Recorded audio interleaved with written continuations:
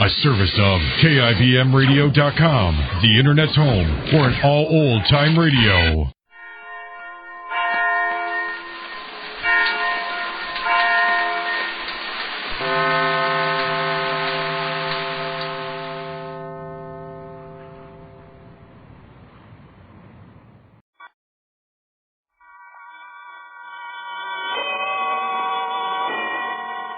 And now, tonight's presentation of radio's outstanding theater of thrills, Suspense.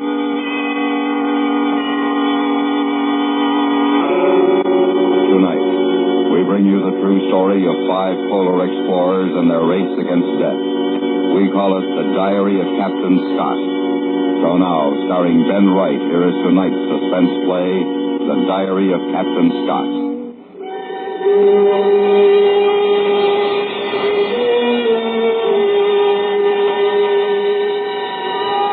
Wednesday, January the 18th, 1912. Camp 69. Temperature minus 22 degrees. AM, the South Pole. We have arrived, yes, but under very different circumstances from those expected. We have had a horrible day. Elation ran high all morning since we were nearing our goal and thought to be the first 5 men to reach the pole. But our hopes were dashed when Evans sighted a flag and a tent near the spot. The Norwegians have forestalled us in our thirst to get here. In the empty tent, under the name of their leader, Roald Amundsen, were listed the 5 men who are with him. It's a terrible disappointment, and I'm very sorry for my loyal companions. There's no doubt of it now. They did find an easier way up over the barrier. We thought as much back at Cape Armitage. Well, it's a rotten shame, men, and I'm sorry. Good Lord, Captain Scott, you've done everything you could. Well, there's more to do. More for all of us. 800 miles, as a matter of fact. Are you ready to start back, Evans? I can't think of a reason to stay in this miserable place. Is the sledge ready, Oakes? It's a bit frozen in, I suppose. Yes, I imagine. Wilson, do you vote to start? Oh, the faster the better, Captain. Well, Bowers, can you get a sight to start us off on course? Well, the sky's a bit overcast, but I think so. Yes, I think I can. We'll go then as quickly as we can. A minute saved here will mean a minute more of comfort aboard the ship.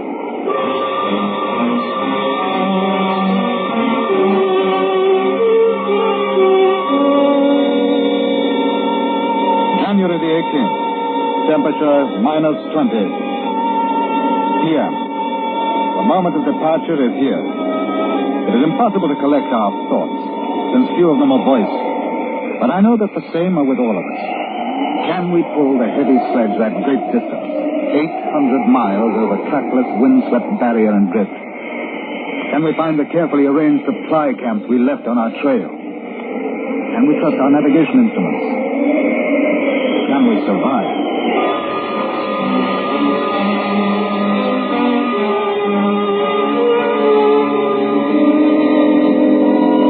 January the 20th, night camp.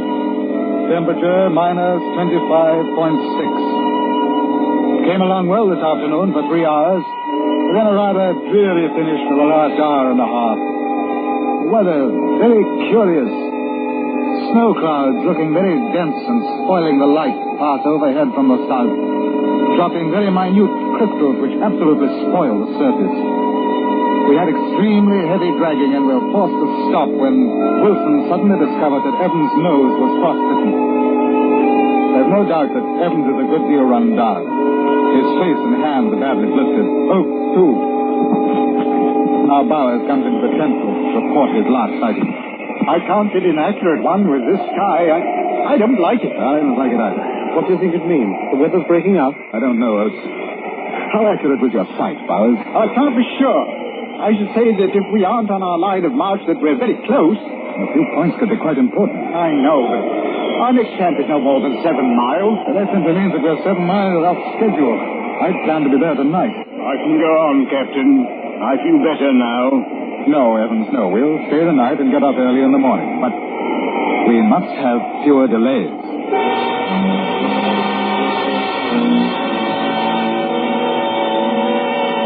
January the 21st. Temperature minus 30.4. This morning, while freeing the sledge from ice, Evans slashed his hand. I'm afraid the poor chap is into trouble. that wounds will not close in this cold, and we absolutely cannot spare the time to camp, as our rations are very low, as well as our fuel.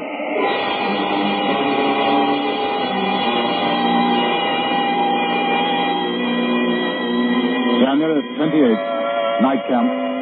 Temperature minus 27.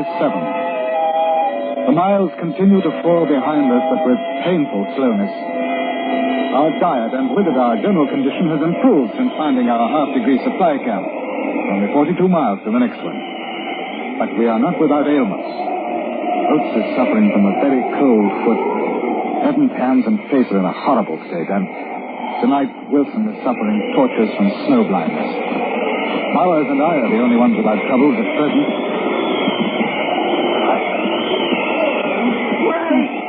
I've got to rest.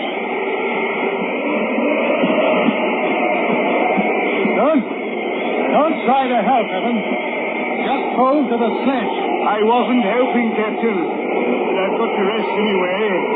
I get dizzy. Don't sit down, Evan. Stay up on your feet. Can't we put him in his sleeping bag? Put him on the sledge? No, I won't do that.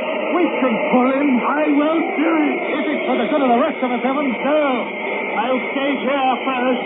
Then if it's an order. No, not that kind of an order. I won't get dragged on by the rest of you. Then you've got to come along. 7 or 8 more miles, Evans. And then we'll be stopping for some rest. And a hot meal. I'm not thinking of those miles. How many more 7 miles are there? Let's cover these. How many more?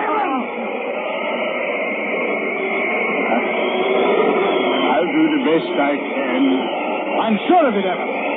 Everything will be all right. Yes, sir. All right. Now, there'll be hot food in a few more hours. Let's move on.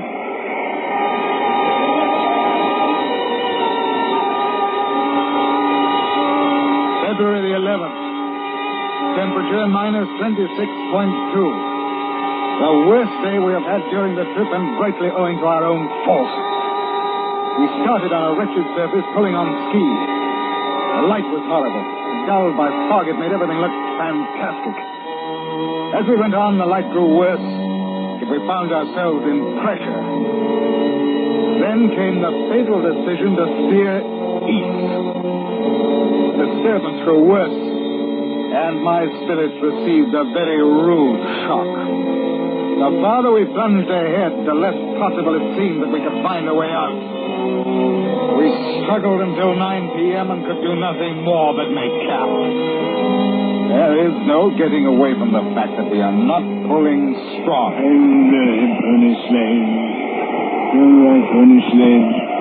Children, go. Your eyes, Wilson, how are they? Better? I think. Let me see. Don't dig some manholes. Yes, I think they are. Pony sled, Charger has. Oh, Evan.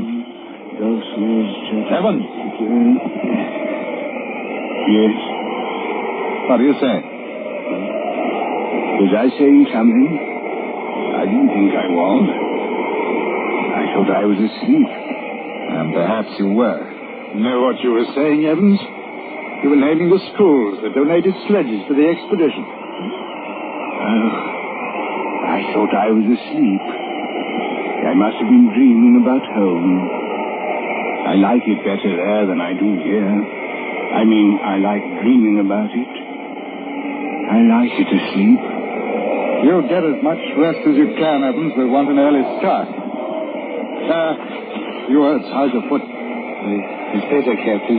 Bothers a bit in the morning, but then it gets better. Good. How do you make it so well, Captain? Because I know that everything is going to be all right. Just cheering us up, you really think so? So, of course I think so. You know as well as I what splendid planning we've had. Everything's going precisely as it should. The line of supply camps right back to the ship. All we've got to do is to follow it.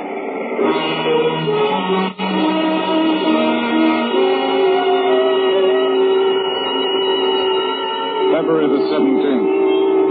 A very terrible day, although we got out of the turmoil. Evans looked a little better after a good sleep and declared that he was all right. He started in his place on the traces, but Half an hour later, he had to leave the sledge and follow behind. At the first rest stop, he came up very slowly. He stayed with us for a while and then dropped out again. We tried to pull him onto the sledge, but hadn't the strength. And so he had to walk again, and again fell behind. At lunch camp, we saw him coming far astern, and when we looked again, he had fallen. Evans? Evans? Is he alive? Wait. Yes. Get him up. Get him moving. Come on. Evans? Evans! Let me go. Walk. Walk, man. Walk, Evans. I don't want to. Go in.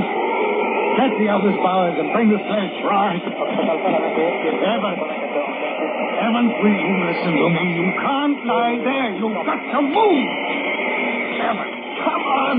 Get up. You have to do it. I can't lift you.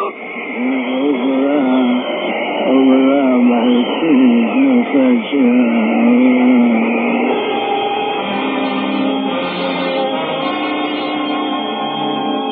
Then we got him into the tent. He was quite comatose. And he died quietly at 12:30 p.m. It is a terrible thing to lose a companion that way. His passing is a frightfully personal thing to each of us.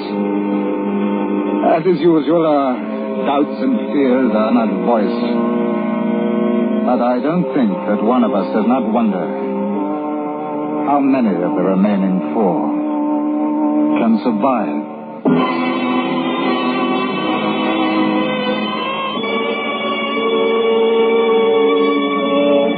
February the 22nd, night camp. Temperature minus 22.9. There is little doubt that we're in for a rotten, critical time going home. In the lateness of the season, they make it really serious. We never won a march of 8.5 miles with greater difficulty than we did today. We have come now a bit more than half the distance, which leaves almost 400 distressing miles of dragging still before us. On the bright side, we found another supply camp and have 10 full days of provisions and have less than 70 miles of next camp.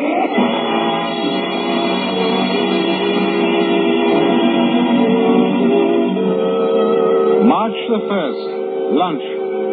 Very cold last night, minimum minus 41.5. But our fortunes have changed. At least the future looks brighter. Bauer's excellent navigating has kept us precisely on course. And on it we found an unexpected supply tent containing rations and a note addressed to me. The men at the Cape have taken it upon themselves to change plans, for which we are very happy. The next camp, we expected only supplies, has been enlarged and manned. We had been met there with dog sledges. At that point, our dragging days are finished, and only 24.5 miles away.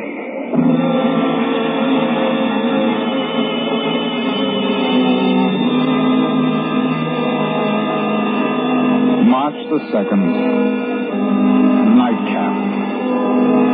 All the elation of yesterday has been crushed. Misfortune rarely comes singly. This day we have suffered 3 distinct blows. First, through some oversight, our fuel oil supply is less than half of what we thought it was. Second, Titus Oates disclosed his feet. They show very bad indeed. They'll never be saved. Lastly, the weather has turned on us. Blizzard conditions are extreme. We are in a very tight place indeed. But none of us is despondent, or at least none shows it.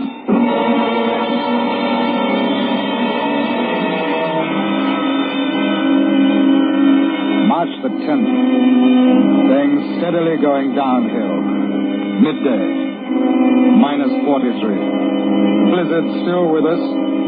Oates unable to go on, so I camped at noon.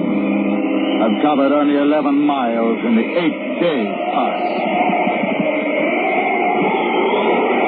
Captain? Yes, sir. It's quite difficult to say this so without sounding heroic. I'm going to die, and I know it. No, you aren't, Oates, and you mustn't talk like that. I know I am, and I'm not afraid. You stop that, Oates. I know what I'm saying, sir. quicker it happens, the better. I'm not going to hold you, the rest of you back. I know I felt about poor Evans. He was holding us back, and I knew he was going to die. I was angry with him for keeping on as long as he did. Oates, what kind of talk is that, Oates? It's the truth, and I don't care. When he was holding us back, I knew there was no chance for him. I wanted him to die. I don't know what the rest of you are thinking, but that's what I was. Now I'm holding you back, and I won't have it. I want you to leave me. We'll not leave you, Oates. No, please, Captain, I'm not afraid. I'd really like to go, sir. I'm tired and it hurts, sir. I'd like to go to sleep and not wake up. I've a family to live like the rest of you have. We won't leave you, Oates. You know that. Just please, Captain. What if I did get through? What isn't a chance? What if I did? I'd have my feet cut off. I'd rather die than have that done. Please, Captain, I'm not thinking of anybody but myself. I want it that way. I'll get into my sleeping bag and I'll go to sleep. I'm not afraid. I want to. We can't do that, Oates. Even if we agreed with you, we couldn't leave you. Please, Captain. You know I'm right. All of you know. Please, Captain. Please.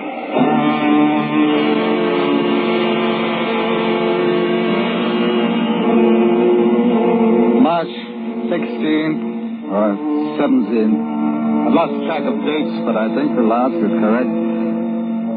Poor Titus Oates is gone. Should this journal be found, I want these facts recorded. This was his end. He woke in the morning yesterday. It was blowing a blizzard. He said, I'm just going outside. It shan't be long. He went out into the blizzard, and we have not seen him since.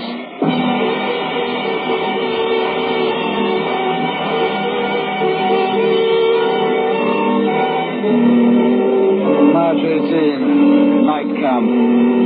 We're still about 14 miles away from the sledge camp, but ill fortune presses. My right foot has gone. 2 days ago, I was proud possessor of the best feet. Now one is gone. But my companions are still confident of getting through. I don't know. We have the last fill of oil in our primus. This alone between us and thirst.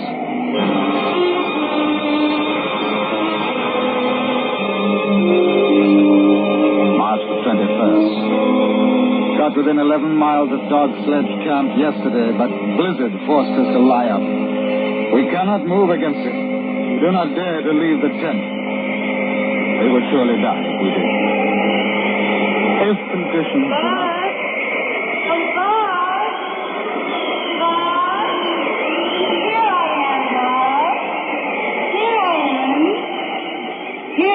Bob, over here. Oh. I didn't see her. It's so nice in the sun, I thought I'd sit out for a bit. Yes, it is nice. Nothing like this at your precious South Pole. Nothing like this, no. Down there, even when the sun is high, it's always weak and diffused, you know. And because of the reflection from the ice from every side, there never is a definite shadow. It's always a number of shadows on any man or subject. I would say that your South Pole would drive anyone to insanity.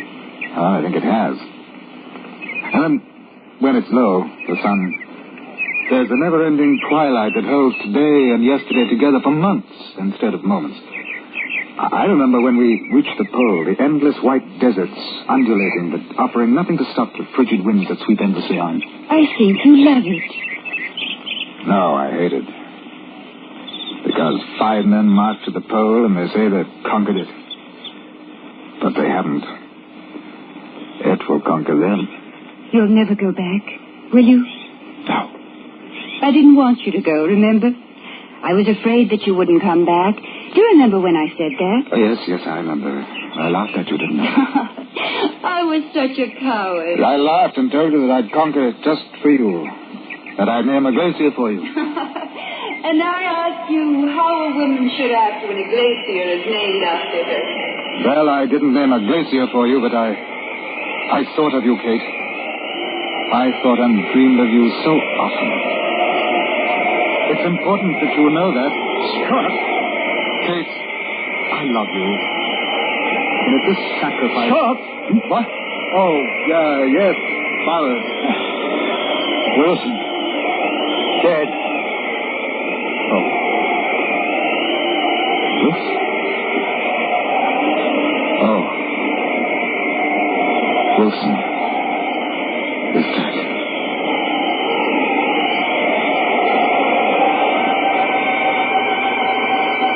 March the 29th. Since the 21st, Bowers and I, surviving Wilson, have had a continuous gale and blizzard from west-southwest and southwest. We had fuel to make 2 cups of tea apiece and fair food for 2 days on the 20th. Every day we've been ready to start for the dog sledge camp 11 miles away. But outside the door of the tent, it remains a scene of whirling drift. I do not think we can hope for any better things now. We shall stick it out to the end, but we're getting weaker, of course. And the end cannot be far. It seems a pity, but I do not think that I can write much more. This crop journal and our dead bodies must tell the story. Me dying. We are no more.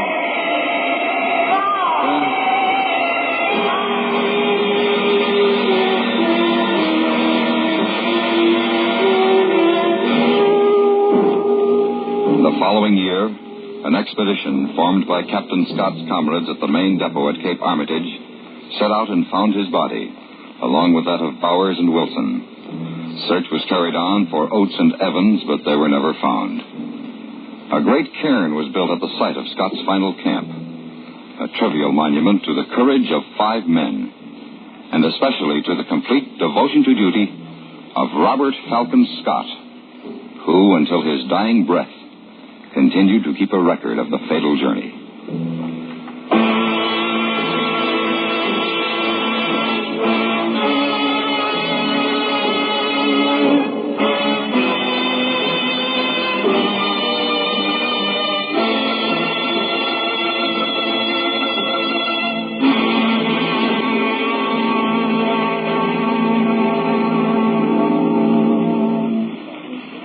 Suspense, in which Ben Wright starred in tonight's presentation of The Diary of Captain Scott.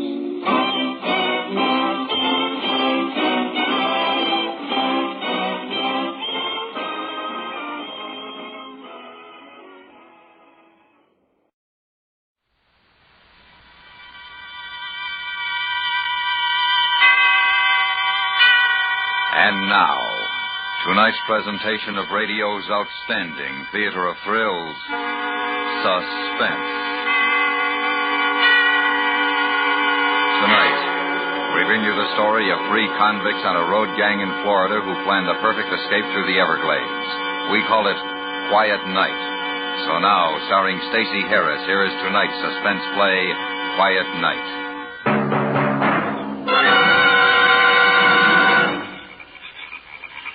We listened for it every night, right after lights out. Then it'd be there, passing over us, headed across the Everglades toward Miami. For a moment, it was like having somebody come and see you on Visitors' Day. Only when you're on a road gang, you don't get no visitors.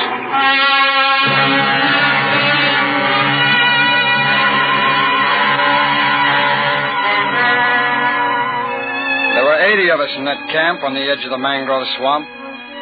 Every night we'd quiet down and listen to that airplane.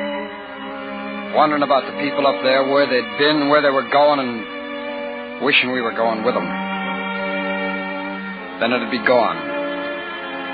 But I'd feel good just knowing other people would hear it. People across the swamp over in Lakeland. They'd hear it about 6 minutes after we did. George, Upshaw, wake up. George. What? Oh, Mother. Honestly, George, if you're so all fired sleepy, why don't you take your clothes off and go to bed? I can't yet. Haven't checked the jail. Seems to me that'll be Bert's job. That's what a deputy's for, isn't it? Keep the sheriff from running himself to death? Bert does his share. Well, if he wasn't your nephew, he'd starve to death. Hand me my hat, Mother. George, you know what Doc Lang told you. You gotta start taking it easy. I will. So long. George? Why? Remember how you used to kiss me whenever you left the house? Well, we were younger then, Martha. People our age don't... Never mind. Go on. What's eating you, Martha? Oh, I don't know. Maybe it was here in the plane coming over from Havana. Remember when we took it home from our vacation? That was 9 years ago. They'd have a new plane by now. We haven't had so much fun since. We ought to get away for a few days. Maybe go to St. Petersburg and just sit on the benches for a spell. We will, one of these days. One of these days. Well, if you're going to jail, hurry up about it so you can get home and get your rest.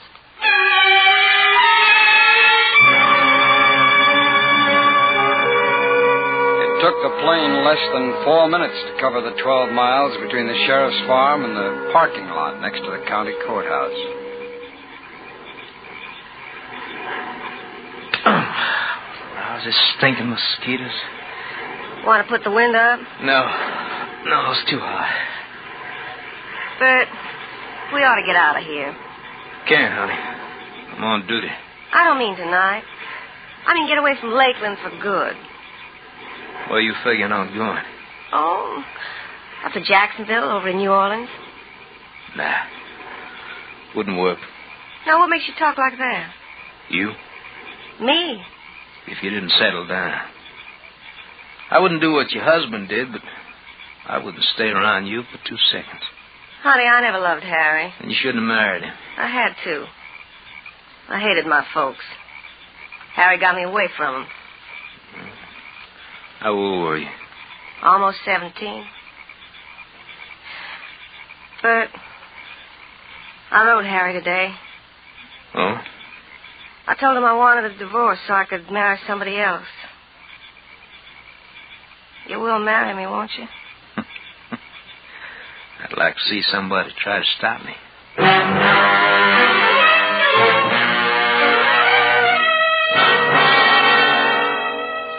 The night the plane didn't come over was the night that Harry showed Fats and me the letter. We figured the plane was late, held back by the wind or something, so we waited, listening. And while we waited, Harry had me read his letter.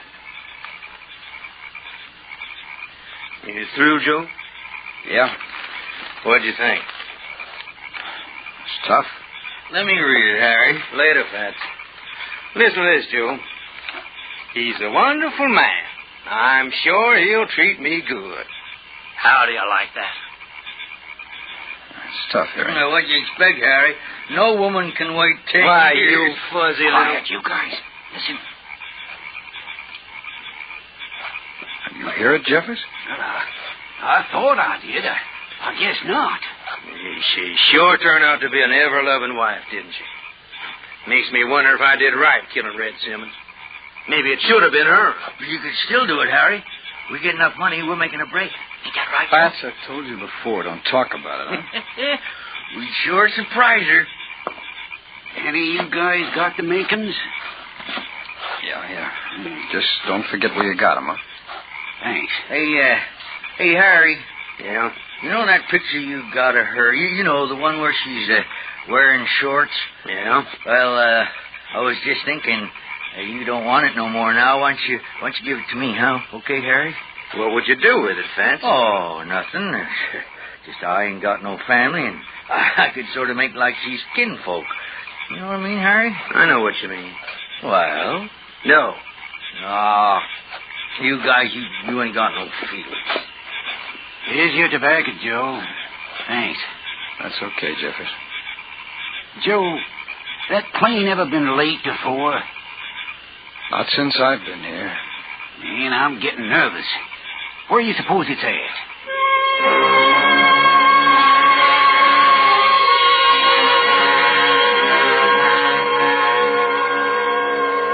Alice Michaels, stewardess, Miami. John D. Erickson, Atlanta.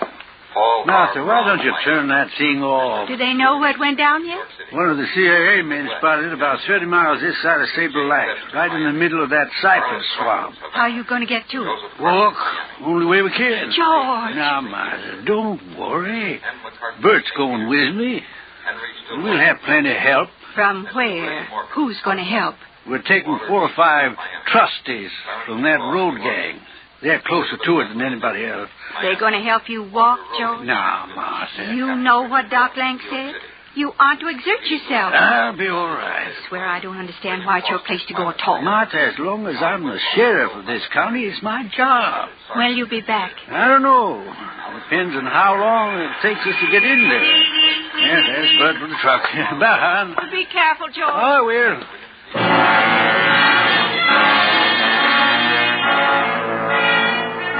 Before we'd finished our grits, we'd heard what had happened to the plane. By 9:30, we were sitting in the back of the county sheriff's truck, bumping over an oyster shell road headed west toward the Gulf. The sheriff and his deputy had picked Harry, Jeffers, Fats, and me because we knew the swamps, and because we were trustees. After about half an hour, they stopped the truck. We piled out. Just put some in the back. Remain to sit on. All right, you man. All right, knock it off. Sheriff wants to say something. From now on, we'll walk, and as fast as we can. When we reach the plane, we'll clear the trees and brush so a helicopter can get in to carry out the bodies. Any question? Sheriff, how far is that plane from here? About 10 miles southeast. Something bothering you, mister? Just thinking. 10 miles of swamp can be a long way. Sheriff, how we go about finding it? A plane from Lakeland will drop a smoke part on it in about 5 hours. It'll burn long enough to guide us in. Anything else? What are we going to clear those trees out with? There's a crosscut, a handsaw, and an axe in the truck. You want to say something, Bud? Yeah. I'm not turning loose this shotgun at no time. First man even looks like he's thinking about a break, gets it right in the gut. All right, grab the saw. Hey, you, fat boy. Oh, yes, sir? You towed the axe. Wear off some of that blubber. Yes. A little rough on them, weren't you, Bud? They are trustees. Maybe 3 of them. I ain't seen their records. But not Harry Breyer. You know what he did. Yeah, a lot of men might have done the same thing. We've never been in that kind of situation. Well, I'll tell you this. The road boss can call him a trustee all he wants. It ain't gonna cut no ice with me.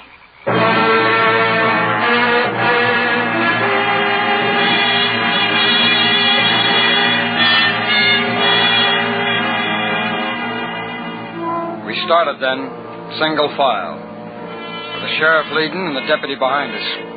Like he thought we'd be crazy enough to run. Even if we did get clean away, where'd we go without money? We really moved along until we hit swamp. Then every step we took, our boots went in up to our ankles. Getting our feet free out in front of us again was like walking up a hill.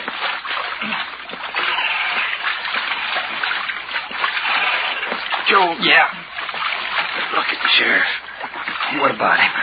He's going to drop most any time. He's sick, Joe. Go on, Sheriff. Drop. Drop, Sheriff.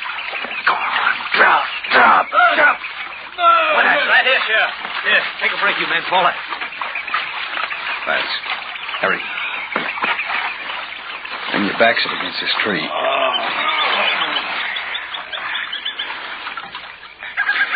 Sheriff's got the deputy worried. What guy's unloosening his collar for him? Yeah. Hey, any you guys hungry yet? No. I think I'll eat one of them sandwiches. Joe, you been thinking about that plane? No, I don't like to think about things like that. I just hope I can forget them. I've been thinking about it, Harry. You know, every night when it used to come over, I sort of imagined I was on it. And the stewardess was being nice to me, bringing me my food and all.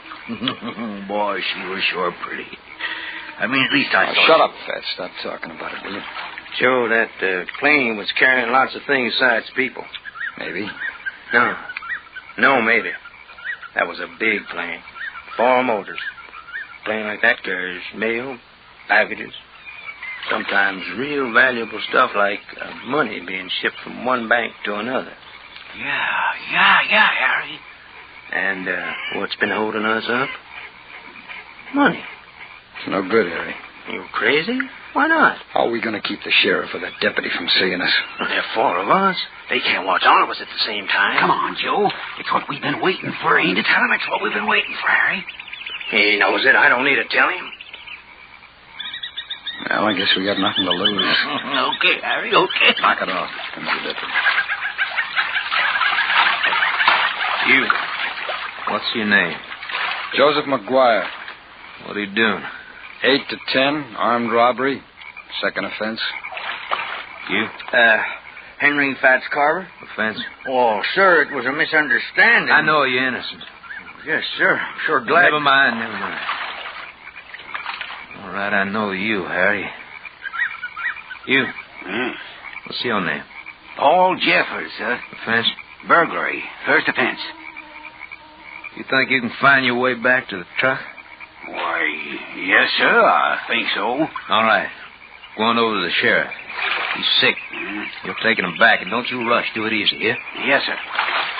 The rest of us are going on. Fats, you're going to lead. Well, how I know which way to go, sir? I got the compass now, I'll tell you. Joe, you follow Fats. And Harry, you and me will bring up the rear.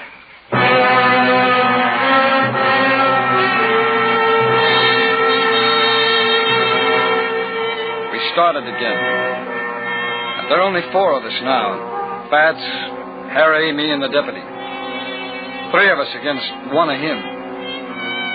We didn't say anything. We didn't need to.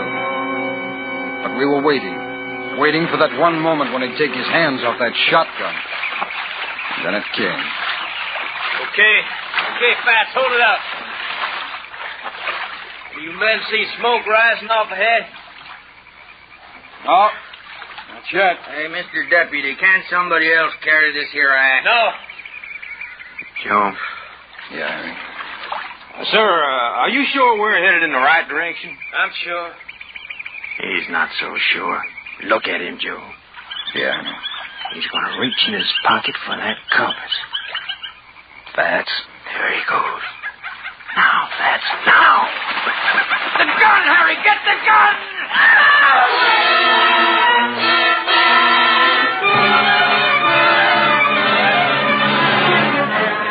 But Harry didn't need the shotgun. Fats had used the axe. I picked up the compass and we turned away to the southeast. Something bothering you, Joe? Huh? Oh, I don't know. I was just thinking. About what's at the plane? Oh, I was thinking about that deputy. Don't feel bad about him. He was itching to use this here shotgun on us. Yeah, that's right. I just don't know. You suppose he had a family? Him? Who'd marry something like him? Hey, you guys, hey! What's the matter? Look at it. What? It's smoke. Black smoke. It's the plane! Come on, it's the plane! Come on!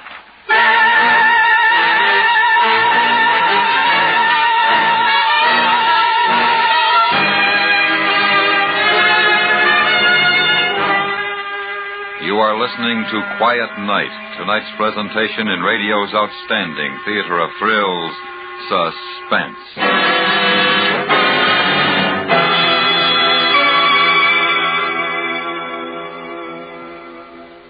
For a good time tomorrow during the day, don't miss the goings-on when it's Arthur Godfrey time. Remember, every Monday through Friday, you can join those gifted fun makers over most of these same stations. And now we bring back to our Hollywood sound stage Stacey Harris, starring in tonight's production, Quiet Night, a tale well calculated to keep you in suspense.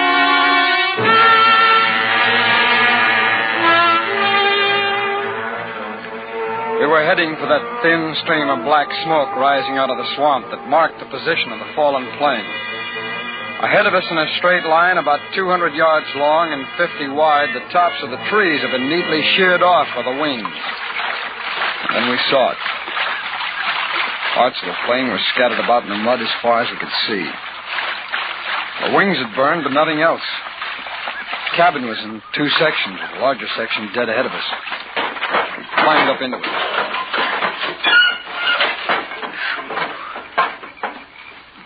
Joe, you ever been in a plane like this one? Once, Yeah, when? when I was trying to get out of the country. You know where they keep mail and stuff like that? I think so. I think it'll be up front, about where the pilot sits. Well, maybe in here somewhere, huh? Yeah, I think so. Let's take a look at it. Watch your head, Joe. All right. Boy, I haven't seen anything this bad since the Navy. You in the Navy? For you. Just for you. Well, they wouldn't take me. I got a bad knee. I tried to get in, but on account of this bad knee of mine, they just didn't Here want it is, Harry. Come on, let's get it out of here. Okay, now, come on, fast. Grab a hold of one of these here bags. Boy, this thing's... This... It's a helicopter. Come on. Oh, what about this mailbag? Get it later. Come on.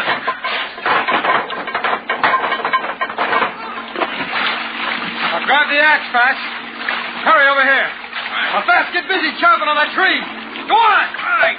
Come on, Harry.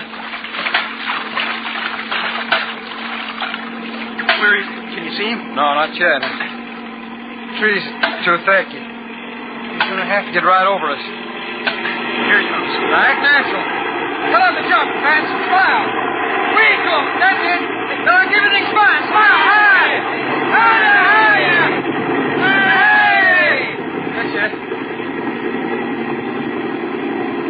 You think he's looking for that deputy? I hope not. What are we so worried about? He can't land. No, but he can use that radio of his. If he thinks something's wrong, they'll come after us before we get a chance to get out of the swamp. Here he comes again. Well, if he's planning on us making a clearing so he can land, he's got a long way.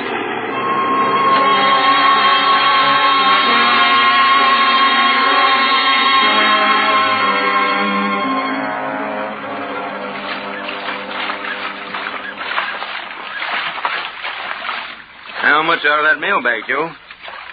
482.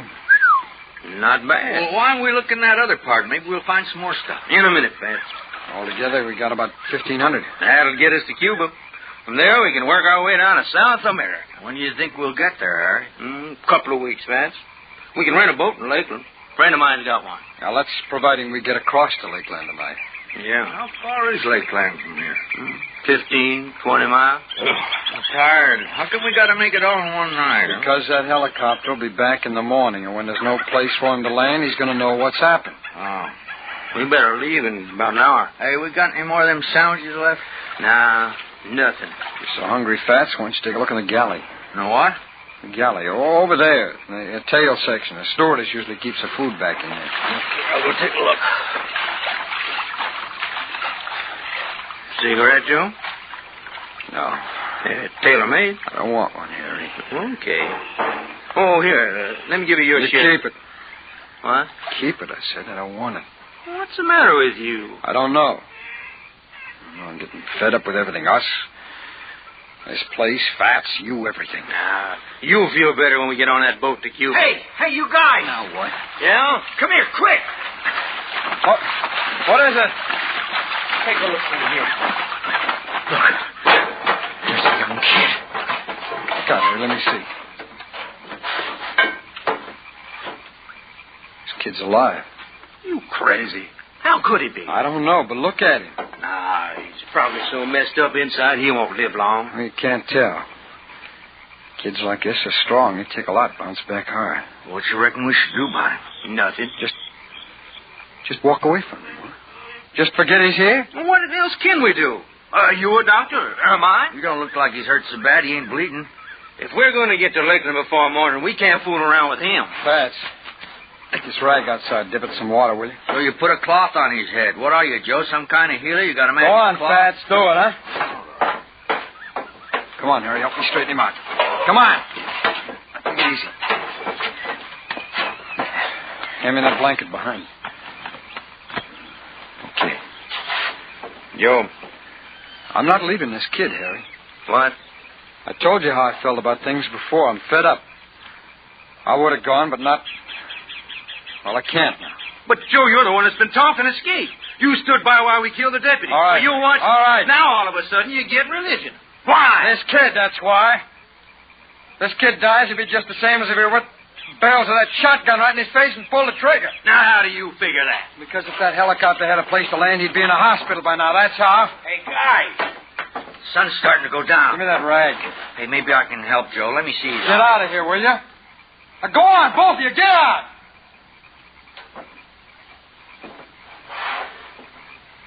I'll give you half an hour. Then you're coming with us. And, Joe. What is it? Don't you worry about it. That kid'll be dead by then.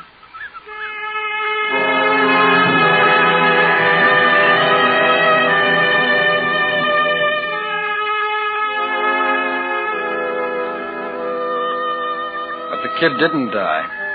And in a few minutes, his breathing came easier, like he knew he wasn't alone anymore. I looked through his clothes for some kind of identification, but there wasn't any, not even his flight ticket stub or baggage check. He'd been traveling with somebody, his father or mother or both. But he would live.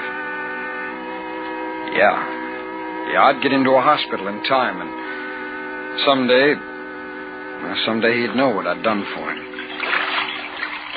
A nice dream, and then the half hour was up. Joe! I'm over here, Harry. You notice the sky? It's clouding up. Yeah, I noticed it's going to rain. We're leaving, Joe. Well, go ahead. You're coming with us. We can't let you stay, Joe. They'll be here in the morning. You'll tell them where we've gone. Now, you know me better than that, Harry. Sure.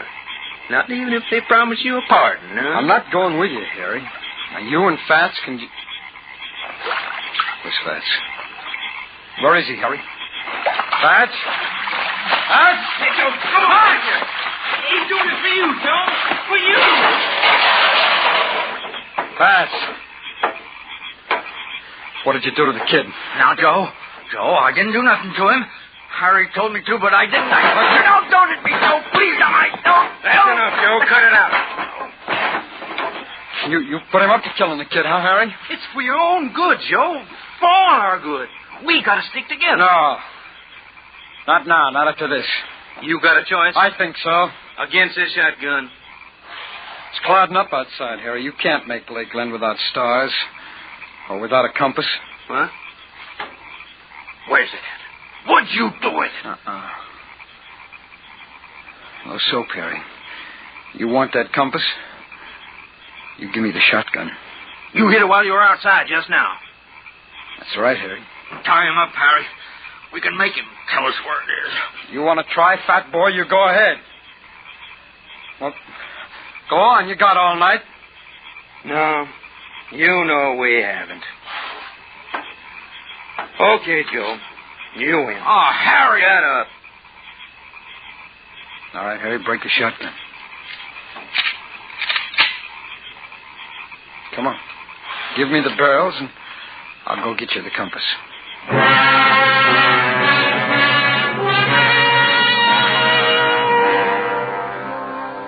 They left a few minutes later. I didn't bother to wish him luck because I knew it wouldn't do any good. I put another blanket over the boy and went outside.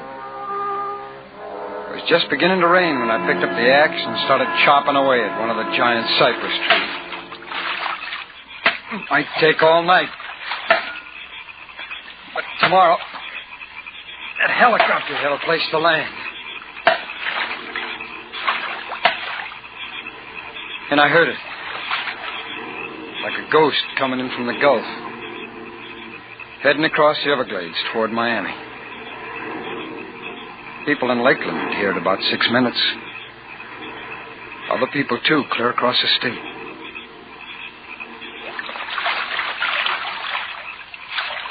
And it was gone. For a moment, it was a real quiet night. Only for a moment.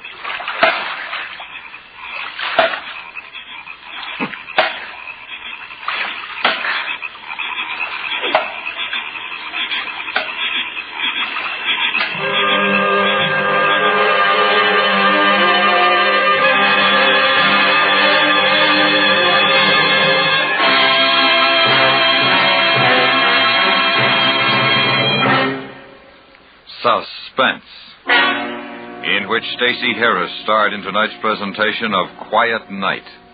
Listen again next week when we bring you another presentation of radio's outstanding theater of thrills, Suspense.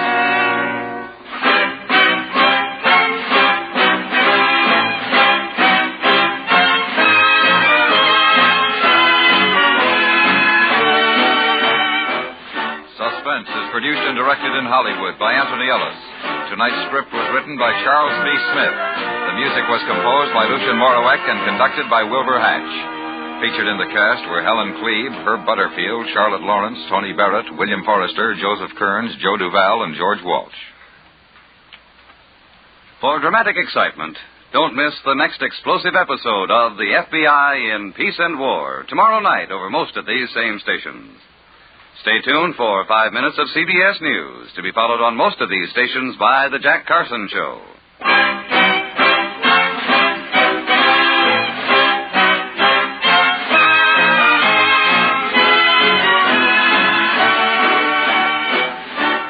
The Radio Workshop presents the new and unusual Friday nights on the CBS Radio Network.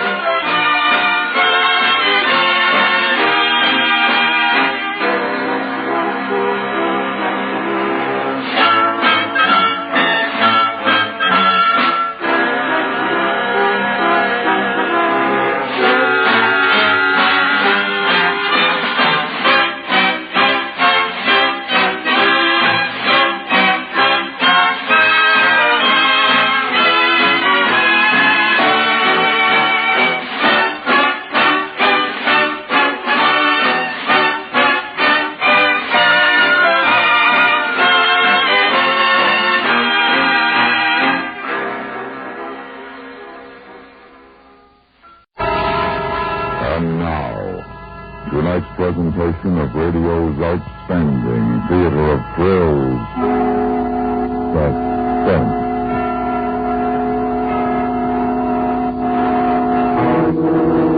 Tonight, we bring you a story about a man whose name was synonymous with death.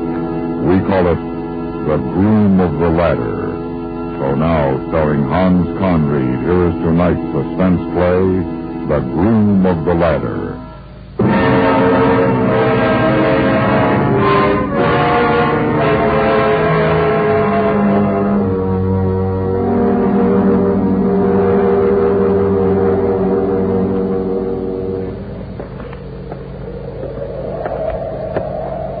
Evening, Mr. Price. Evening, William. Oh, it's cold enough. I'll play for you, Mr. Price. Well, I must say I'm fair wore out. What you need is a bit of the old warming for the cockles. True. It's cruel work for a man in this weather. You up down to the Blue Ball, Mr. Price. Have yourself a dollop. Oh, I thought of that, but I happen to be a little short of funds tonight, William. I wonder. Oh, have one for me, Mr. Price. Oh, that's very nice of you, I must say, William. Very nice. Good night. Good night, Mr. Price. My kindest regards to your wife, Mr. Price. Thank you, William. What a dirty dog. I hope they give him what for a blue for.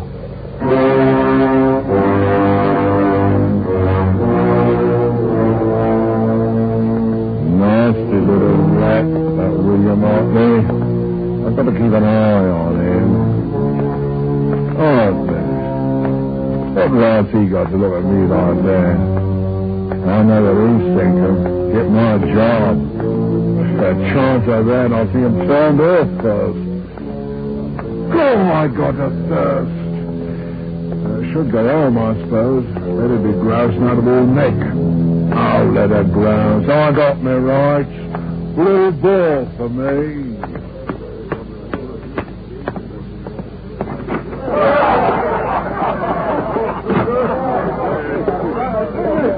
Evening, one and all. Evening. Evening, Mr. White, Mrs. White, Mr. Lowe. Oi, Brenny, you're spry as ever. Hey, what's this all about? Somebody's dead.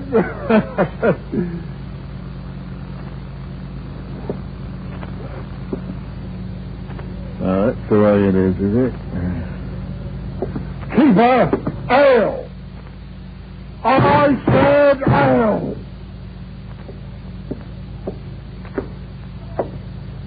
Ale! Perhaps you didn't hear me the first time. Didn't you pay for it? Yes, I can pay for it. And more, don't you worry about me. I can pay for anything. You hear that, all of you? I don't need a bloody one of you. You'll all come to me one of these days. I heard the watchmen are out looking for somebody. He don't pay his debts and he's going to Marshalsea prison for it. Who said that? Who said it? I wonder who's going to get Jack Tink's job when he's out of office. Who called me? My name's Price. John Price. John Price. John Price. Hear what I say? John Price. I have such an horrible pain in my throat, Mr. Ketch, dear. Do you have a cure? Got any old clothes for sale today, Mr. Ketch? Get your faces a lot of stop! I'll do you a mischief, this what you hear? Don't stop it. Turn up. There'll be none of that in here. If you want your ale, come over to the table and drink it. Otherwise, out.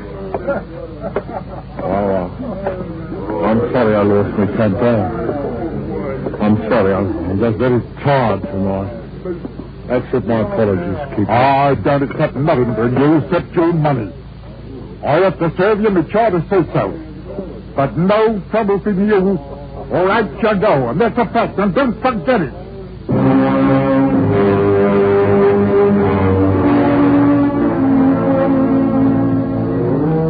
Why do they do it? Why, it's always like this. Either they don't say a blinking word or they ain't a medal for it. Can't they understand? I'm just like anybody else. I do my job, same as anyone. Just lonely. Man sitting by himself, swilling ale, all by himself. Wish I had some money. I mean, some of the actual, not coppers, I'd have friends down, lots of them. What was it they were saying about the watchmen at the thing? Oh, they can't do that. I'll pay the debts what I owe, if I can only get a good job or two. Why don't they let the man alone? Not fair! Not fair. Oh, well, you ought to run. That is anyone's secret. Hello, Mr. Watt. Mrs. Watt. Come on, Elizabeth. Time for us to be going home. All right, Daddy. I said hello. That's all. I didn't do no harm, just hello. It's me, John Price. You know me. Can't you say hello? Hello, that's all.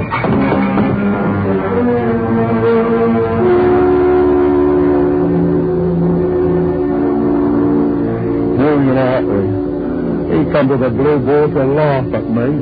That's how he gets his pleasure. They all do. And when I get home, it's going to be the same. Oh, I wish I was dead.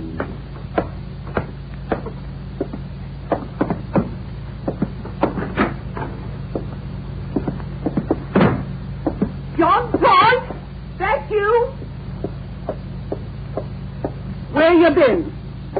I had a piece of mutton on the table at 6 o'clock. Hello, Beth. Where's the kid? Where you been? I've told you for the last time I ain't going to... Betty, love. I had a very difficult job today. I could break my poor arm. I swore like a pig. How much did you get? The usual. Hand it over. Now, Dad. I should have known. You've been boozing at the Blue Boar. Spent every blessed penny. I was tired, but I thought a sup would help. Sup? I'd said to the look of you. Sweetheart, We got a few shillings put by, haven't we? Oh, no, you don't. No, it's desperate, that girl. They'll have me in debtor's prison. I heard them talk tonight. Do you good? Don't say that. Lovey, this is lonely be for a week, 2 at the most. I got to raise every penny I can. That money's for me and the kid. You don't touch one cent. I'll lose my job. Don't make me laugh. Your job. Call that a job? I'm ashamed. I'm ashamed to have people know me name. Now, Bet, I'm your husband. It's your duty to obey me. You give me what money we got in the house, and I'm going to... Oh, what? What'll you do, Jack Ketch? Now, Betty... What'll you do to Mrs. Jack Ketch? You murderer. Murderer! My husband. What's he do for an honest living? Why, he's a murderer. No, don't... Mother, what does Daddy do? He's got a lovely job, son. Don't you try me, No, Betty. your dear old dad turns people off for our bread. Betty. He's Jack Ketch, the public hangman. Hangman! Oh,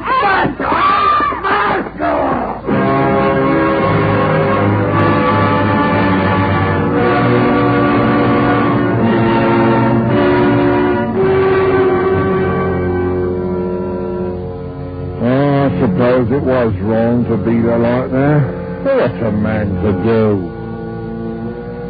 So, what with my debts and what I done to Bet, here I am in Marshalsea Prison. Not the first time I've been here, but what a stinking hole. All of us together. The muck of London. Men, women, and dogs. There's one lad, though, that ain't so bad. He come in yesterday. He's got learning. A gentleman, you can see that. Thomas Lovelace, his name. He's in debt to his eyes. £2,000.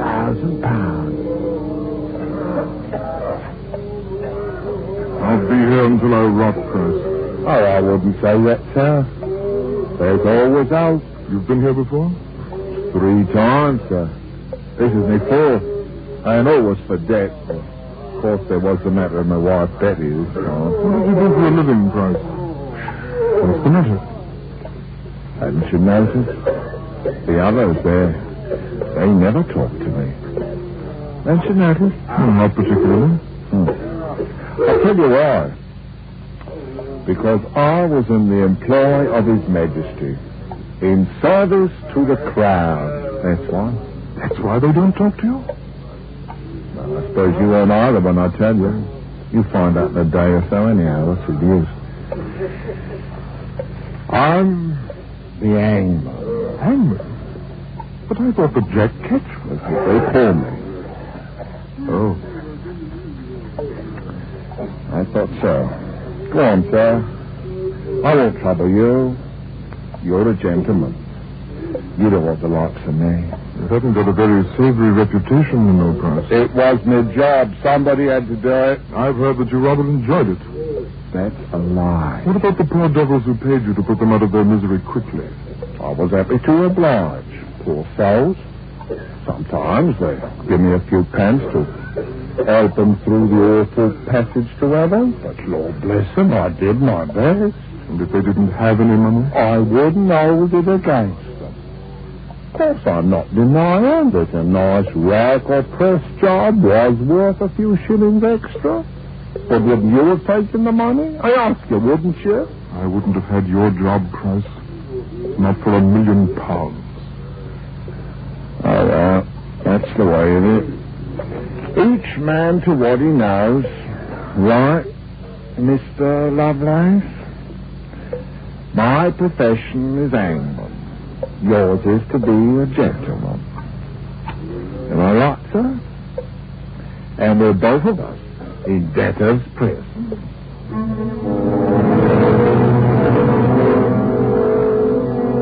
Well, that gave him something to think about. He wasn't so high and mighty after that.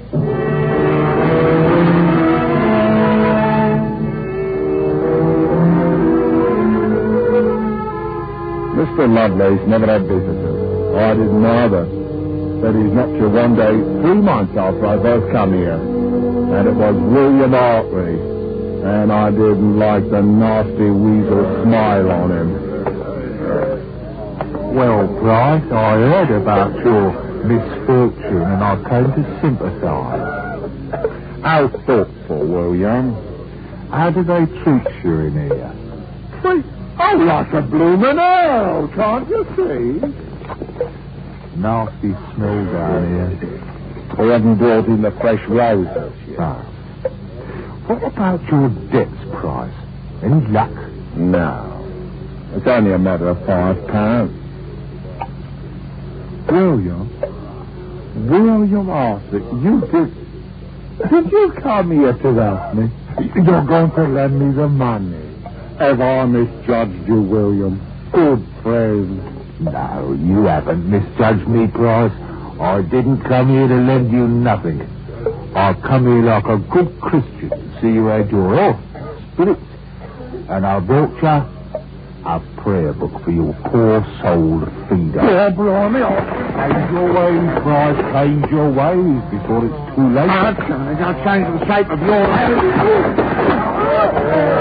I'm going to turn you off on Mr. William Hartley.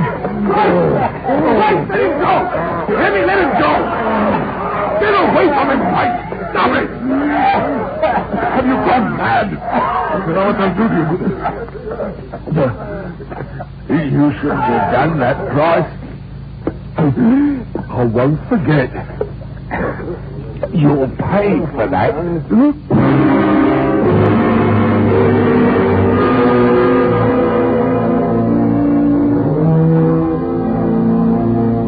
I paid 30 lashes and slumgullion for a month. No, I wasn't going to forget William Hartley. Never in all my life. It was Mr. Lovelace who gave me a crust or two of bread when I was brought up from the black hole. It was the best meal I ever had. And then things were the same again. The weeks went by. I wrote a song ballad. Mr. Lovelace did the words in writing for me. I called it The Man of Destiny's Hard Fortune, whereby his hopeful harvest is like to be blasted. And nobody bothered, though I still didn't have the money to pay me debts. Then I heard about Betty and the kid. They'd run off and left me. And that's when I made up my mind to get out of Marshalsea. That and William Hartley. Oh, I'd play a little claw on him. I told my idea to Mr. Lovelace one night. Mr. Lovelace? Yes? Come closer, sir. Listen, I'm getting out, see? Now, you've treated me right. I'm willing to take you with. How can you? You've got these chains. No, it ain't. They take them off in the afternoon when we exercise, don't they? All right. That's the time. Oh. You leave that to me. You want to go with? I'd rather die trying than stay. All right, sir. Now, here's what we do. There's a woodshed next to the gate of the yard. Door's always open. When we have our constitutional tomorrow, we up in there and wait till it starts. One of the keepers will see it. Now, there's a new one on. I've been watching him. He's been drunk for a week. Easy as pie. You wait.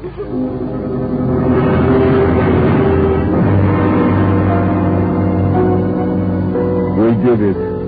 Stayed hiding behind the wood till night. Felt funny without the chains on after so long. And then about 10 o'clock, we started out of the shed.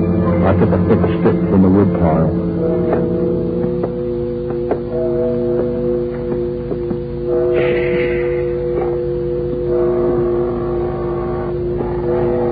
Come on. Gate will be locked. To do with the department, then, eh? All clear.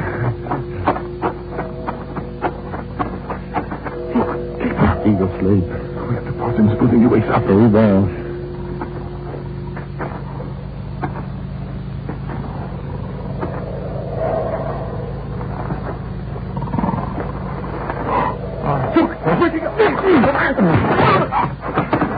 Hurry up now.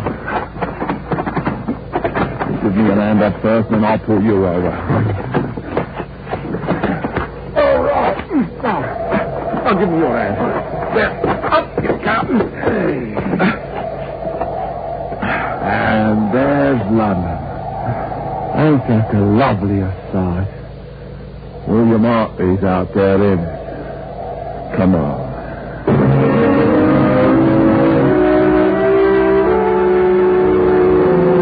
We stayed together till we was well out the time of the prison, and then Mr. Lovelace said goodbye. I'll leave you here, Price.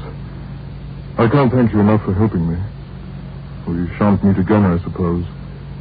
But I'll always remember you. Goodbye. And he went his way. A couple of minutes later, I found a broom maker going home from selling his wares. And after a short argument, I had 2 silver shillings in my pocket. I tossed for it. William Hartley, now or later. My first round. And that took me to the nearest alehouse in Bungle Field. Hardly'd have to wait, but not for long.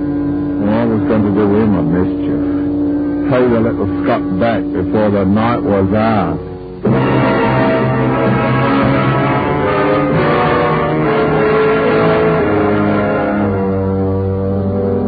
It was 2 hours later that I left the alehouse with a lovely swishing in my belly and happiness in my head. Funny thing, I couldn't on the laugh and remember what I had to do. But there was something. Oh, his groans was dreadful for to hear, as the stones they pressed upon him, and Jack stood solemn, not shedding a tear, when the... Hello, sir. Elizabeth White. Is that you, John Pratt? I thought you were in Marshall Street. Elizabeth White, well, I never. What you doing in Bunhill Field this time of night? No, I had an order of gingerbread to deliver. No. You frightened me. Me frightened. Oh, I'm all right, you know. Well, I've had 1 or 2, but nobody can say John Price can't behave like a gentleman. You are wicked. I wish I was married to a sweet woman like you, Elizabeth. Oh, I envy your husband. No, Mr. Price. Well, I apologize. Humbly. Do you hate me? Of course not. I never hated you. It was Harry didn't want me to talk to you. No, I mean, because I'm Hangman. You're not anymore, anyway. I'm really very gentle at heart, you know. I'm just misunderstood by one and all. I suppose. Elizabeth, I've always had a liking for you. The Price. Have you got a little money put away? We could make it a business arrangement, just you and me, huh? And I'll pay you next month, how's that? Huh? I haven't got anything, Mr. Price. Oh, no, maybe a shilling or 2. You must have cut something for the gingerbread. Please, Mr. Price, my Harry. It's very honourable for a man in my position to be in debt. There's no one to turn to. Come on, I'll pay you back. I swear it, I'm desperate. No, Mr. Price. Would you keep it, huh? Stop it, John. What's my down now? Stop it now. Give it over. You hear me? I need this, you see. I need it. I told you I'd pay you. Shut it up. Shut it up. Shut it up.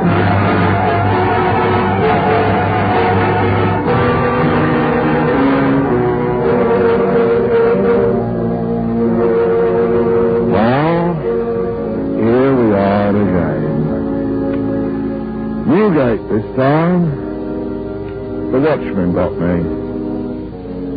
But he was too late for Elizabeth White. I'm afraid I done him, poor soul. I'm to hang for it, so there you are. I can hear them coming for me now. Oh, I'd like a last swig of something to see me on the way.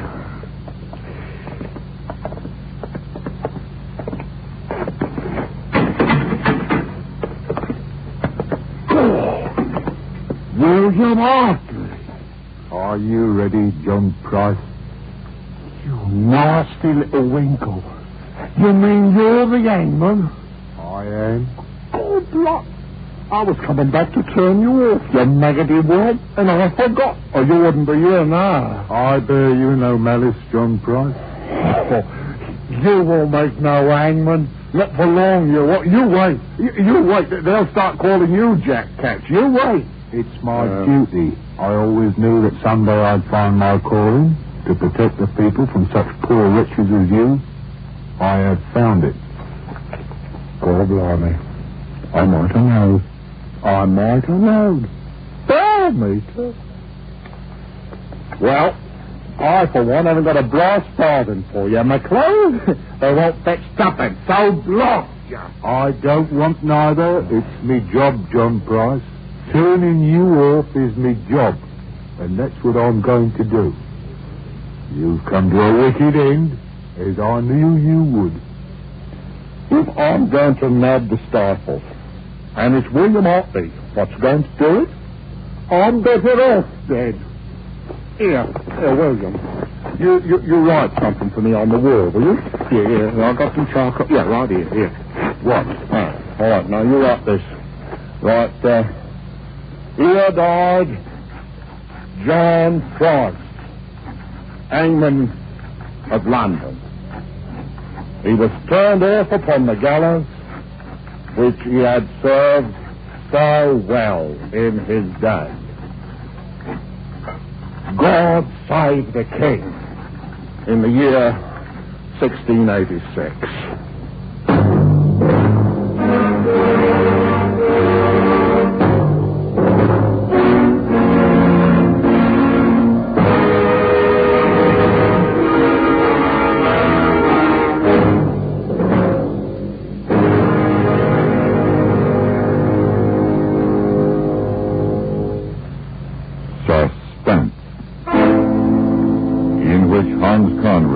In tonight's presentation of The Groom of the Ladder.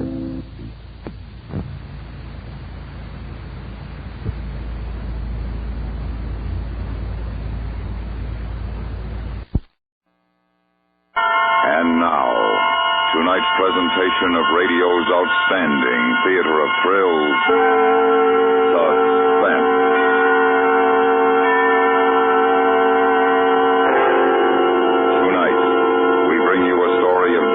And hatred in a circus aerial act. We call it Gallardo. So now, starring Victor Perrin, here is tonight's suspense play, Gallardo.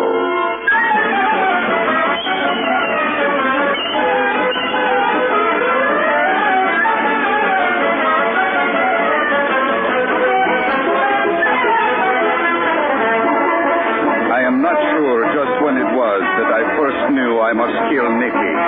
But when I knew, I accepted it and waited. This night, as always before our turn, we had been out in our coveralls and slop shoes for our last-minute check of the rig, testing the guy lines, tightening the screws. We did our work, but now it was not the same between us. We did not meet with our eyes. When we passed each other in the dressing room, we did not speak. On our cue, when we started down the entrance tunnel to the ring, I saw Nicky slow a moment to wait for Feather. Then he put his arm on her shoulder and leaned over to whisper to her. I saw her smile for him.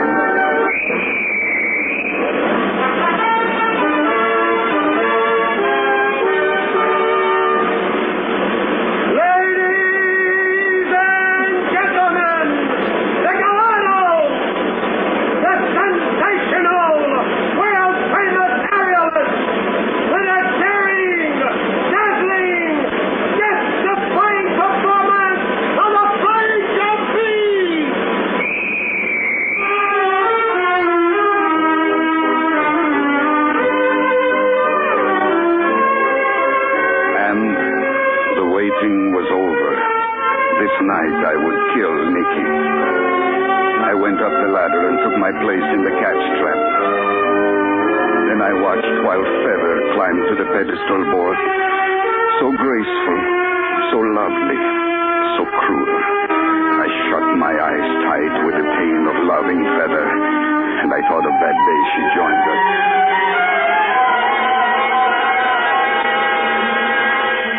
Just call me Feather. I am Nicky. This is Rudy Gallardo. Brothers? We are the same as brothers. You don't look alike. I am ugly. Nicky is beautiful. Oh, I didn't mean that. There, now, I do not mean to embarrass you. You see, I know I am ugly, and I have great pride in Nicky's beauty. Rudy, stop that.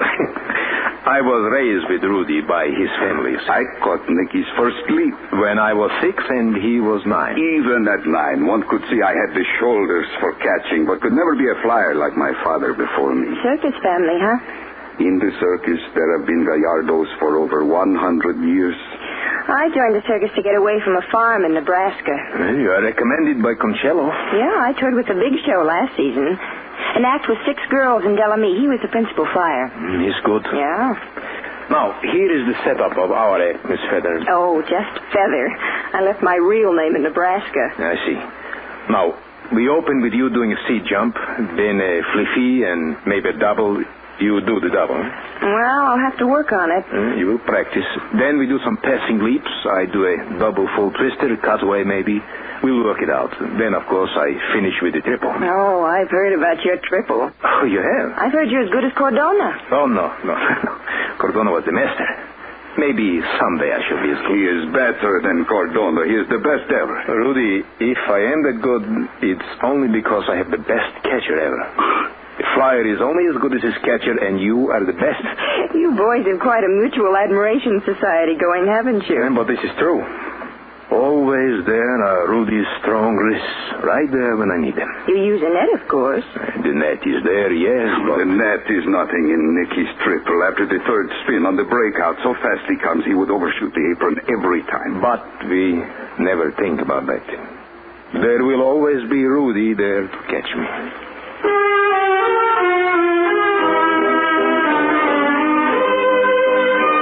Nicky had climbed to the pedestal board and was dipping into the rosin. Feather reached for the fly bar, ready for her first leap. As she started her swing, I locked my legs in the uprights and hung head down to catch her.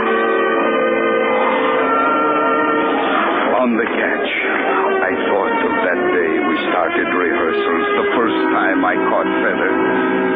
It was the first time there had ever been bad words between Nicky and me. I remembered that and the things that came after. Some cable, come down here. Wait, Feather. What's that? I said come down here. Feather, you too, Rudy. What's eating him? We will see.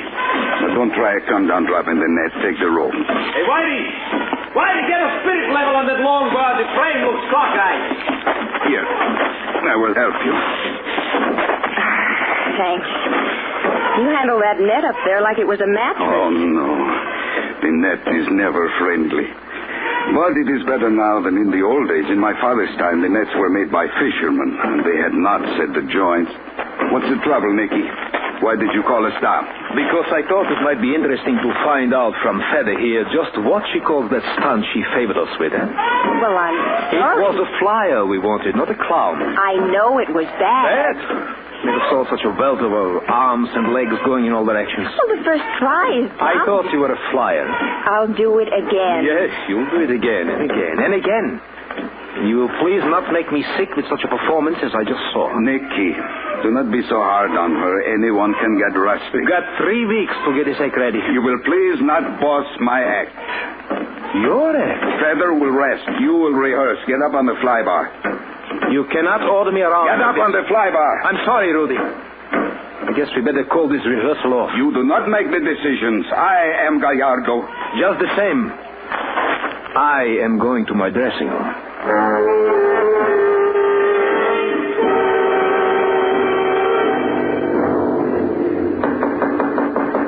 Come in. Nicky, what have I done? Rudy, what's the matter with you? I do not know. Truly, I do not know. I never saw you so touchy. To think I would talk to you like that, just the same as my own brother you are. I'm sorry, Nicky. That's all right.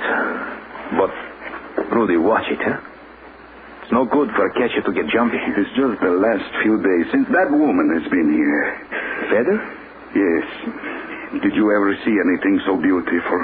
And yet there is something. I do not know. I cannot explain it. You cannot reach her. Like her eyes. Have you noticed her eyes? Well, of course. They are big and yellow, like the eyes of a cat. And you look into them for a deepness that should be there and see only that they are big and yellow. Oh, come now, Rudy. And you wonder if maybe the deepness is not for you to see. So you look again and again, and it becomes a frantic searching for something that should be there. I'm afraid I don't understand. Yes, I do not understand either, but she bothers me. Rudy, she's only been here a few days. Yes, that is it, Nicky. It is because she is new. My friend, Feather is as old as Eve.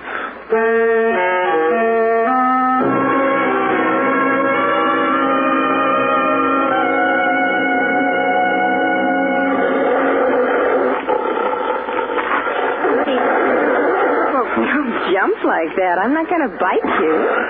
You startled me. I was thinking about that cat. I think you're scared of me. We've been on the road for over a month and you've hardly talked to me. No, it is not that. Well, maybe you're shy. Is that it? Maybe. Oh, Rudy, you're cute. Hey, I've seen you staring into that cage before. What's the fascination? I do not know. She's lovely. I think you're in love with that cat.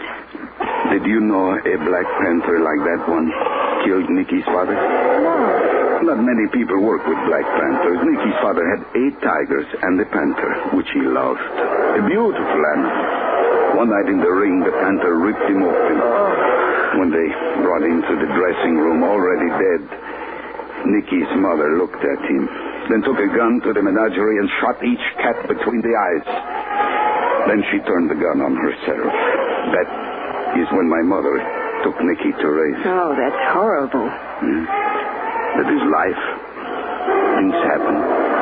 But why do you come so often to stare into this cage? I do not know.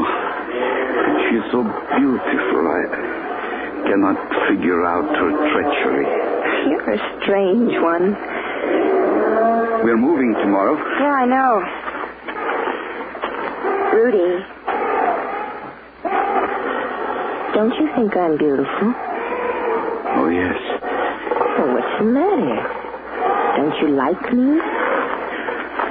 Rudy, don't you like me? Feather.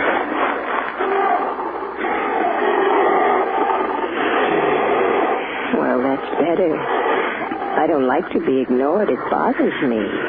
Feather. Beautiful Feather. Oh, Rudy. You're cute. You're real cute.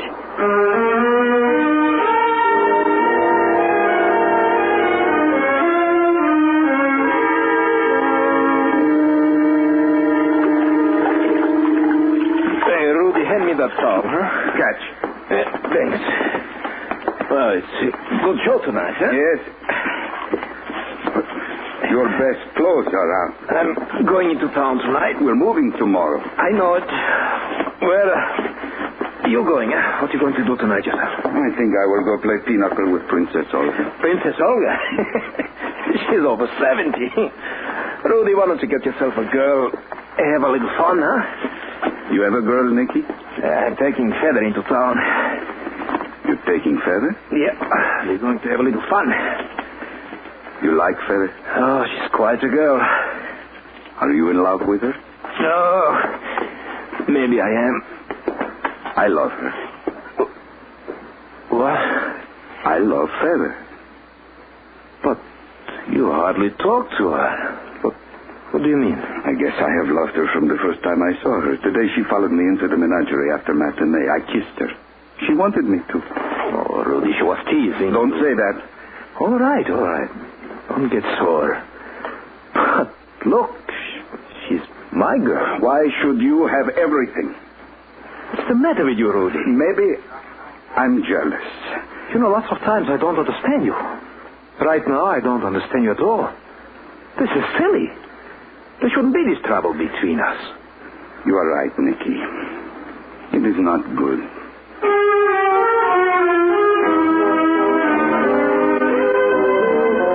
But the trouble was there, and it grew until now, this night, when I knew that I must kill Nicky. I knew how it must be done, in the triple. Then there would be no mistake. Just a little higher on my backswing. Just a little slower coming in, a part of a second. And then, after the third spin, on the breakout, Nicky would reach, and I would not be there.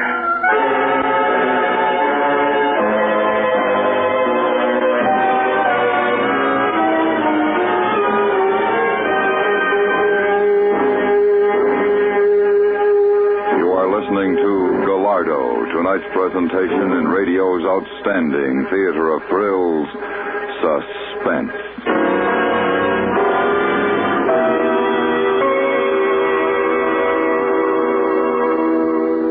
Now, a public service message from CBS Radio. In time of flood or fire or other disaster, feeling sorry for the victims is not enough. When disaster strikes, someone must be on the spot and on the job to help. With your support, the Red Cross will be there. Join and serve your local Red Cross chapter now. And now we bring back to our Hollywood soundstage Victor Perrin, starring in tonight's production, Gallardo, a tale well calculated to keep you in suspense.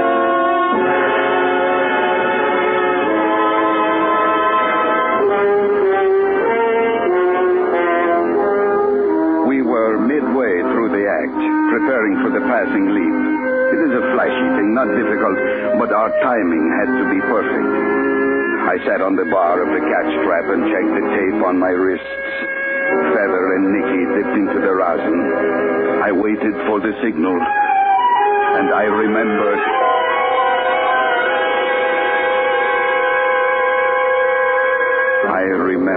we'd been out about 3 months when we hit the storm.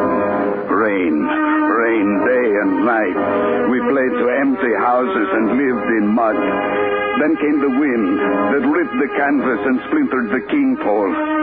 We had to cancel. We could not move on because a washout had closed the roads to all but emergency traffic, and our wagons could not get through. This is not good for circus people, to sit and wait. Allow me to remind you again, Princess Olga, it was your trick. You draw. Oh, yeah. Rudy, for goodness sake, stop that drumming with your fingers. Sorry. And what is that, please? My melt. You melt before you draw. You have already drawn a card. Rodolfo Gallardo, I have had enough of your sauciness. I have been playing pinochle for twice as many years as you have been born now. Mind your manners. I am sorry. I should hope so. Forget the cards. I'll make us some tea. I visited the stables this morning. My horses are the same tempered as the rest of us. It is this waiting. The circus must move to breathe free.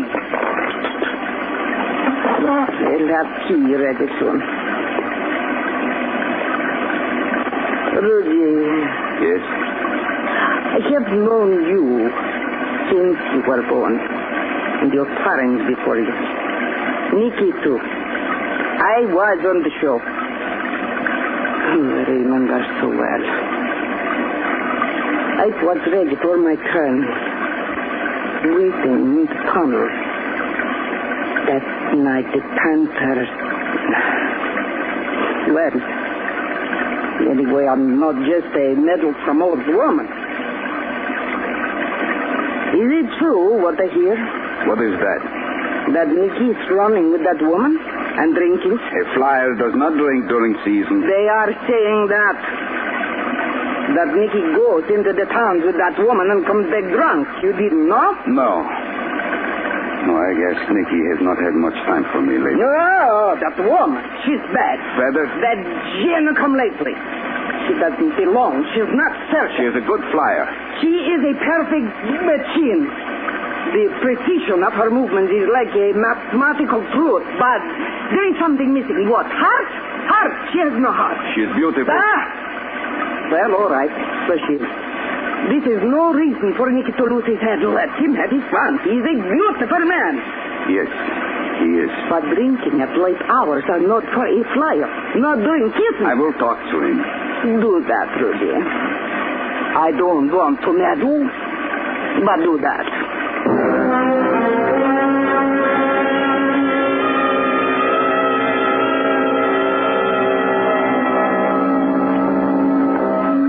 I've been looking for you, Nicky. What are you doing? I had some money locked in my trunk. I wanted to get it. I'm going into town. Into town? Whitey has permission to take a truck through to get supplies. I'm going with him. This waiting is driving me crazy. Are you taking Feather? No. What difference would it make if I was? No difference, I guess. Rudy, why don't you try minding your own business? What do you mean? You're always clucking around like an old mother hen. No, I am not. I have hardly talked to you lately. The way you look at me, I don't like it. What are you saying, Nicky? I haven't seen enough of you to even know if what they are saying is true. They are saying? Tell me, what is it that they are saying? That you have been drinking. Is it true? Is it true? I am not a child, Rudy. They say you take Feather into town and that you come back drunk. That's it. You are jealous. No, I am not. You are. You're jealous because Feather prefers me, huh? That is not what counts now. A flyer does not drink during the season. I do my act, do I not? I'm good. The triple? I'm as good as Cotona, you said for yourself. You are splendid, Nicky, but you can't afford one mistake. You make me sick. I know you, Rudy. You're jealous of that, too. What? That I am the flyer, while you hang in the catch trap. Yes, you are Gallardo, but the applause is for me, huh? Oh, no, Nicky. Come on, be honest, Rudy. You hate me. Nicky, no. Oh, no. Hi. Oh, I gotta have somebody to talk to. I don't know how you boys feel about it, but if we don't move out of this soggy dump pretty soon, I'm going nuts. Hello, Feather. Hey, Nicky, you're all dressed up. Where are you going? Into town. Whitey's taking a truck in. Take me with you? I'm afraid I can't. Oh, please, Nicky. I want to get away from this place. It's not possible. Nicky, please. No. Nicky. Well, how do you like that? Feather, your clothes, they are wet. What else? In case you'd like to know, it's raining. Look at these shoes, soaked. No. What's the matter? Your shoes. Well? On the makeup shelf. So? Take them off. What? Take them off. Rudy, what's eating you? It is bad luck. Oh, I think this rain's driving everybody nuts. Inattention shoes on the makeup shelf bring bad luck. All circus people know that. Honestly, if that isn't the silliest thing I ever heard, you circus people... Never mind, Feather. Forget it. Oh, Rudy. You're cute. Why don't you come over to my wagon and keep me company? I have some wine. Thank you, Feather. I do not drink. Well, that's all right. Come and keep me company anyway. I don't want to be alone. This rain. I would like that. Oh, wait, my shoes. Here, let me help you. What's the matter, Rudy? Matter? You're shaking. But Okay, Rudy. Well, come on. Oh, you like that Nicky going off like that without me.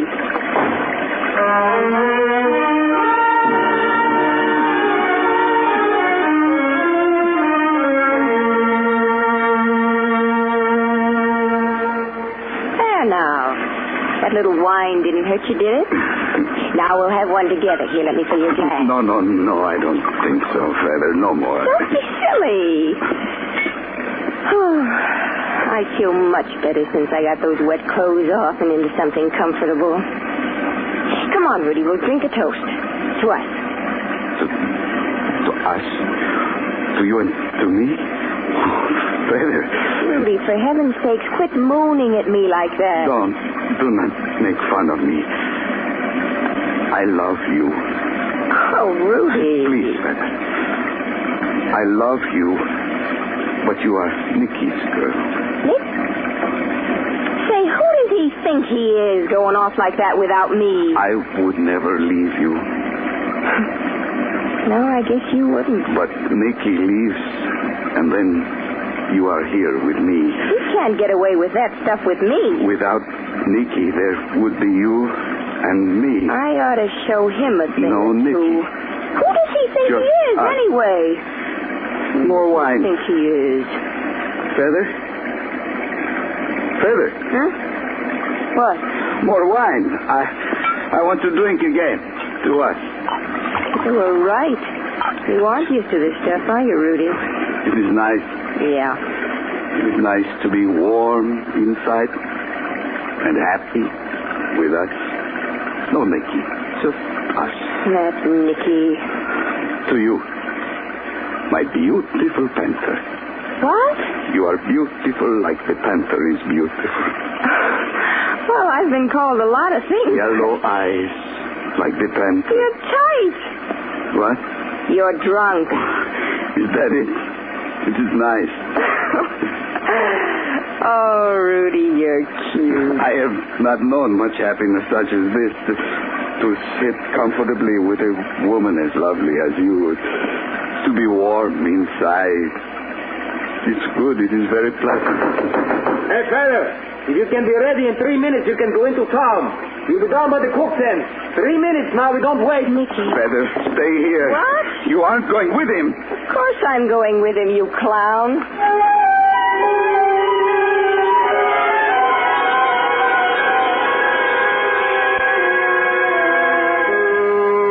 The storm passed. The roads cleared. And we moved on to the next town, and the next, and the next.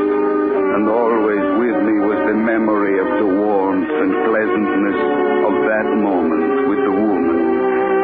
The cruel and beautiful woman. And the knowing that as long as there was Nicky, this could not be for me. Until finally this night, when I knew Nicky must die. We passed the signal to time the passing leap. Feather reached for the flybar, and I locked in the uprights ready for the catch. First Feather, then Nicky, then Feather, then Nicky. Feather, Nicky. Faster, faster, Feather, Nicky. Like a juggler, like a crazy juggling act. Feather, Nicky. But wait, something was wrong. Feather, Nicky. It was Nicky. His timing was off. Nicky! He came in too fast at the end of his swing. I felt that my arms were tearing out, but I held. And in that second I knew Nicky, my brother, my friend. I could not kill Nicky. What madness had been on me. It was that woman. She did not belong. She was not circus. Feather, Nicky. Nicky was taking too much lift. He was trying to...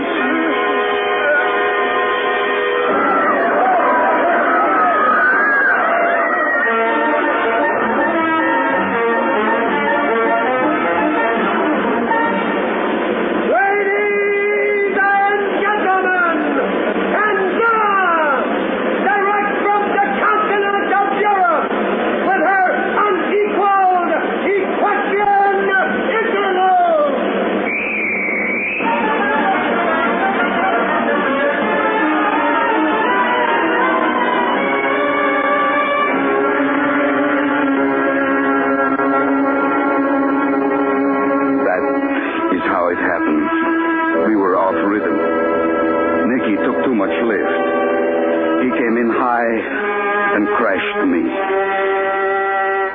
In the circus, for over 100 years, there have been Gallardos. I am the first Gallardo to tend the cats, the lions, the tigers, the panther. I find it pleasant enough. But of course, I often think how fine it would be to climb the ladder, to take my place in the catch trap, wait for the signal, lock in the uprights, and get ready for the catch, perhaps even in the big show with Nicky and Feather. Now there is nothing but to watch them. And this brace, I must wear this brace for always. Since that night Nicky crashed me, and I fell, I no longer have the shoulders for catching. Well, that is life. Things happen.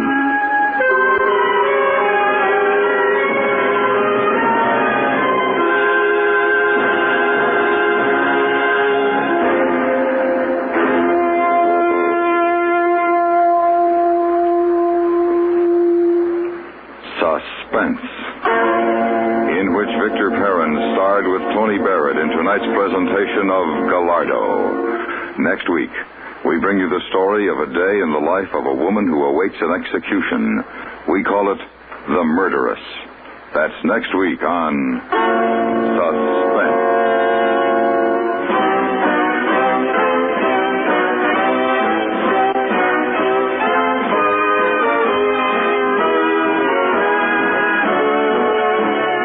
Suspense is produced and directed in Hollywood by Anthony Ellis. Tonight's suspense story was written by Ann Dowd. The music was composed by Lucien Morawek and conducted by Wilbur Hatch. Featured in the cast were Eleanor Tannen, Bill Justine, and Virginia Gregg. Tomorrow night, over most of these same stations, the FBI in Peace and War takes you along when they crack open another crime case. And though you're just an innocent bystander, you'll be in on every single thrill in this fast-moving demonstration of the law in action. Don't miss the excitement as the FBI in Peace and War goes out to get its man at this time tomorrow night. Stay tuned for 5 minutes of CBS News, to be followed on most of these same stations by The Jack Carson Show.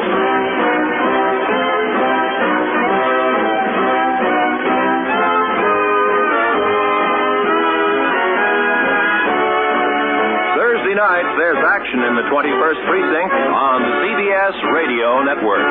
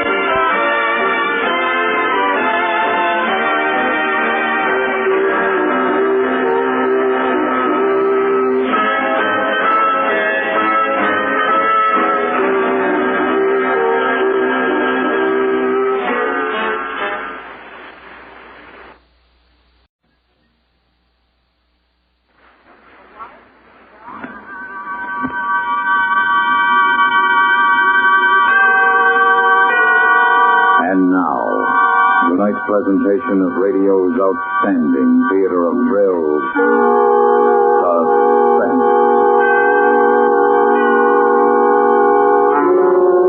Tonight, we bring you a transcribed story of a day in the life of a woman who awaits an execution. We call it The Murderess. So now, starring Kathy Lewis, here is tonight's suspense play, The Murderess.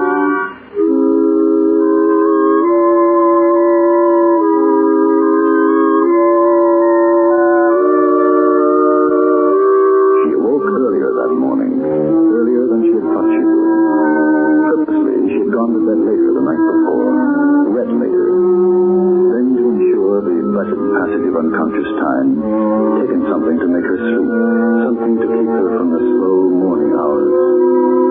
The bedside clock showed 8 a.m., but she knew it sometimes ran slow, and so she picked up the phone.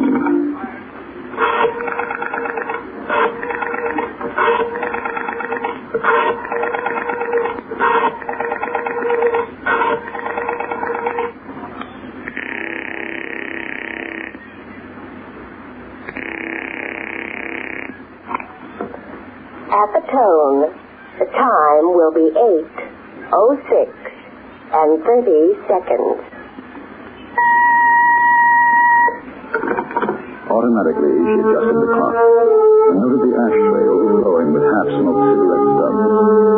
11 hours and 53 and a half minutes. Cheat the seconds and say 11 hours and 53 minutes exactly. It would be finished then. And she thought, calmly, as she had promised herself she would think today. I know I can't help thinking about it. It's silly to try and push it away.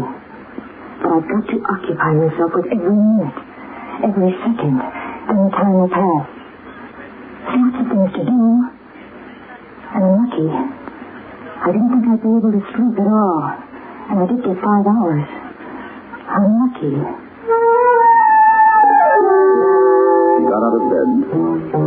knew the morning paper would be lying outside her door, she perversely delayed the moment when she would bring it in. Instead, going to the kitchen and turning on the flame under the kettle. It was at that moment of brushing teeth, washing face, that she saw, for the first time that day, the face in the mirror, her own. And she was drawn to it, leaning close over the sink, examining, searching, seeing in an instant of bright objectivity another face, a stranger. Murderess.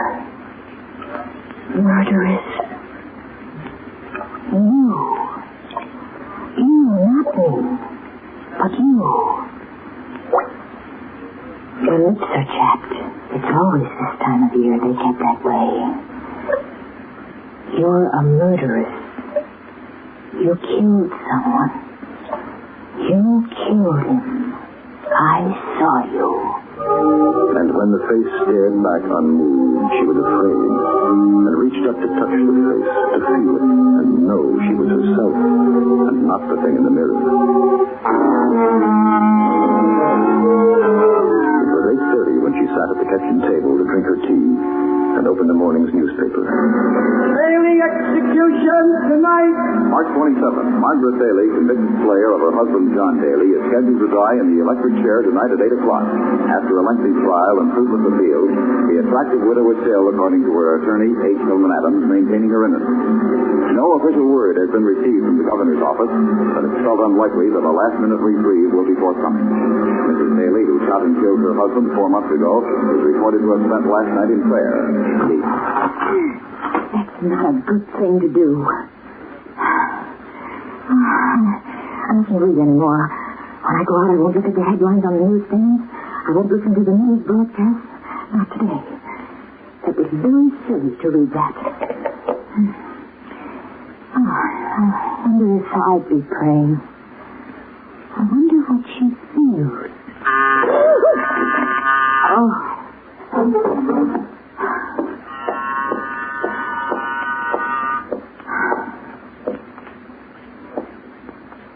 Who is it? Laura, ma'am. Morning, honey. Laura. Laura.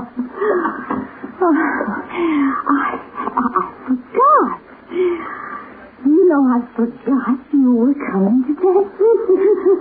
Honey, if I had a nickel for every time I forgot.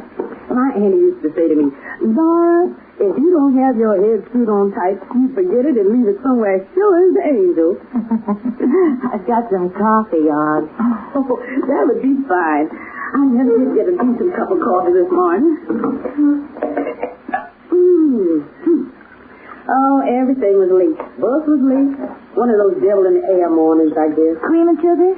Oh, no, ma'am. I'm on my diet again. Here. Oh, thank you. It's a truly shame for one pretty thing. At our ladies' meeting the other night, we were talking about her. Most of us don't think that she done it. Oh, ain't it awful, Miss Marion? When you think there's a life that's going to be no more than a few hours. Laura, she spent last night in prayer. Bless her heart. You know, Miss Marion, I guess I'm a silly, thoughtful woman, but I look at that face, and I say, Laura, that Mrs. Bailey, she's no murderer. Just from her face, I say that. I don't think the court agrees with you, Laura. Court? Somebody had to pay, and they picked her. Because if you ask me, with these elections coming up and everything, they had to find her guilty. That's silly. Oh, ma'am, I don't think it purely is. From what I read, there's lots of chances for another woman to have done it. The other woman. You sound just like one of those scandal magazines, Laura. Well, if you ask me right now, someone is sitting laughing to herself right this minute, and she knows what she's done, and the good Lord will take care of her all right. You better start vacuuming as soon as you finish your coffee, Laura. I'm going to get dressed. She knew it had been a mistake to sit down with Laura. She'd wanted to make small talk, a friendly, non-important thing to pass the time. Or listening to Laura's pseudo-intellectual philosophies, which the clean woman so proudly expounded, and yet showing under the surface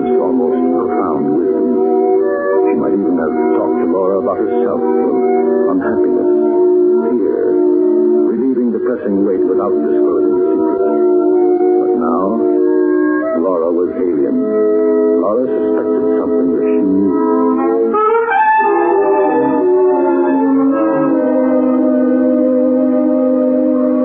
It was 10 o'clock, and there were 10 more hours until 8. I'll get it, Laura. Hello. Hello, dear. Hello, Mother. How are you? Fine. Did I wake you up? No, I've been up since 8. Oh, is Laura there? Yes.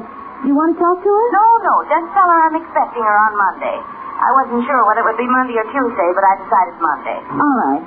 Are you all right, dear? Yes, I'm fine. Not one of those headaches again? I wish you'd go to the doctor about it. It worried me so much. I'm fine, Mother. I haven't got a headache. Oh, I'm glad.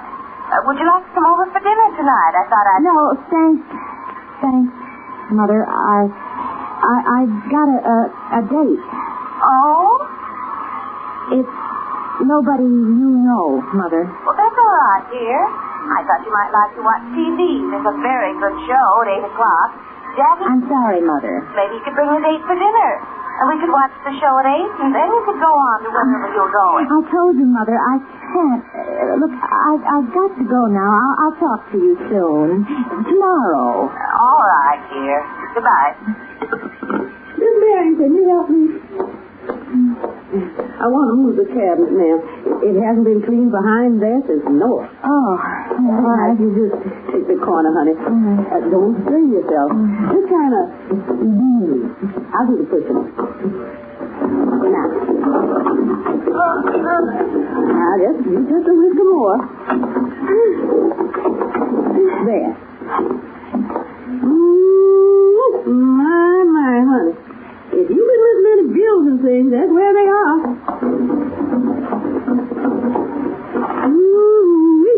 I declare. I'll take them, Laura. Well, here you are. Oh, what a nice-looking gentleman. Give it to me. It's a picture of him. I thought I'd lost it. I thought it was lost. She saw it. His picture was in the papers. She'll remember. She'll think about it, and she'll remember. It's a picture of a cousin of mine. I never liked him. He was a black sheep. You know what I mean. It caused a lot of trouble, Laura. I'd almost forgotten all about him. I'm sorry I was rude. It just brought back very unpleasant memories. Oh, why, sure. That's all right. I understand. I had an uncle like that once. Oh, he looked at Bill. But this thing, though, that cousin of yours sure reminds me of somebody. Somebody I've seen and know. And who could that be?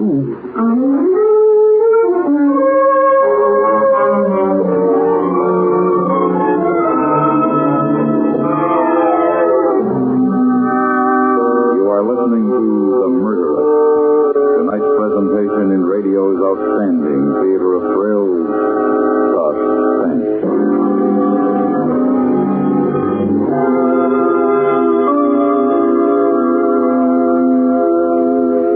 Hello, this is Marvin Miller. We'll return to our program in a moment, but first, here's something to think about. The United States of America is young among the nations of the world, but it has proven the value of its way of life. Perhaps the most important words in our national heritage are the first 3 words of the Constitution. We, the people. The people are in power, not an individual or a party or a group of individuals, but the people as a whole. The communists have corrupted this word people, just as they have made the words peace and freedom and liberty seem meaningless. Ask the citizen in one of the communist people's republics just how much he has to say about how his government is run. With us, the word means exactly what it says. It means everybody, no exceptions. And as citizens, we recognize our 2 responsibilities. First, to know what our rights are. And second, to defend those rights. And now we bring back to our Hollywood soundstage Miss Kathy Lewis, starring in tonight's production, The Murderess. A tale well calculated to keep you in suspense.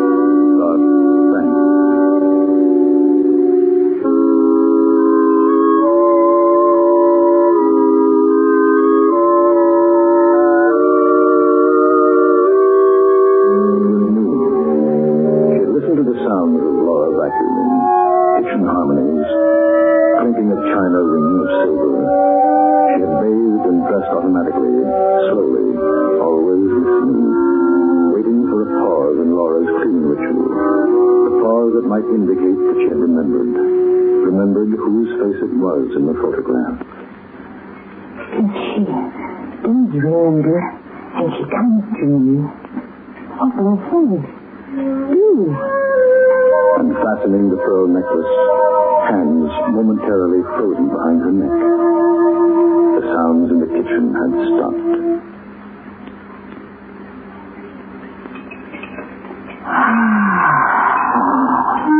The clasp of the necklace was secure, but all of the plans so carefully made to ease the passage of this terrible day were gone.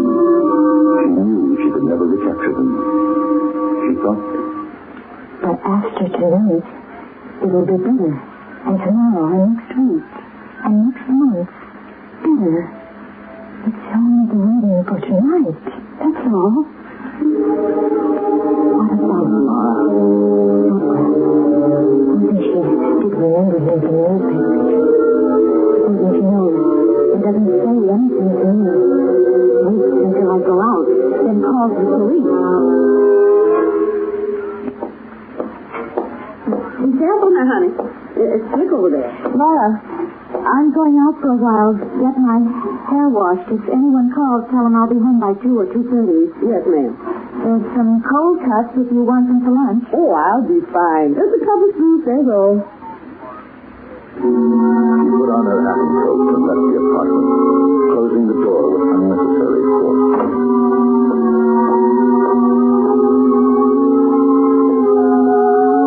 At the elevator door, she stopped and waited for a few moments. It's silly. She doesn't know anything, suspect anything. Besides, she didn't have a chance to look at the picture for more than a second or two. Who'd believe her? Lots of people resemble other people.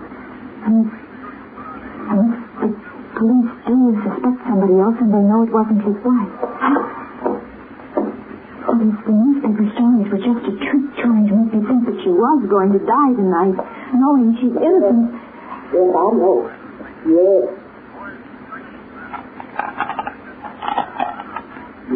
Yes. Yes. Well, I saw with my own eyes. Yes. Well, I'm just telling you what I know. That's right. Laura. Oh, Mr. Barrett, I didn't hear you. Who are you talking to, Laura? My sister Mary. No, baby. It's Miss Marion. I'll talk to you later. Goodbye. Oh, you sure did scare the life out of me, honey. I'm sorry. I forgot something. And with the lie fresh on her lips, she went into the bedroom, sat on the bed, suddenly, feeling pale and cold. It was 12:15 on the bedroom clock.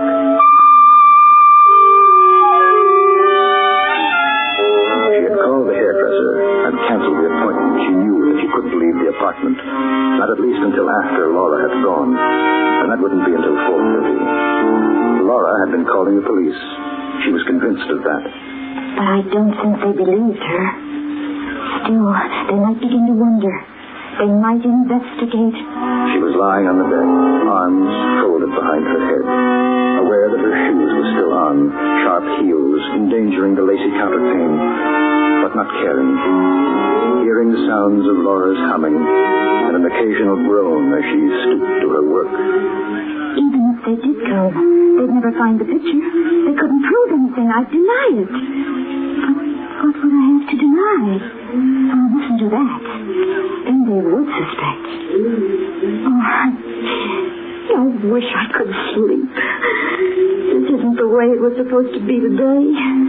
Oh, I think I'll make some coffee. Hello? Alice? No. What number do you want? Batting 35769. You have the right number, but there's no one living here by that name. I'm sorry.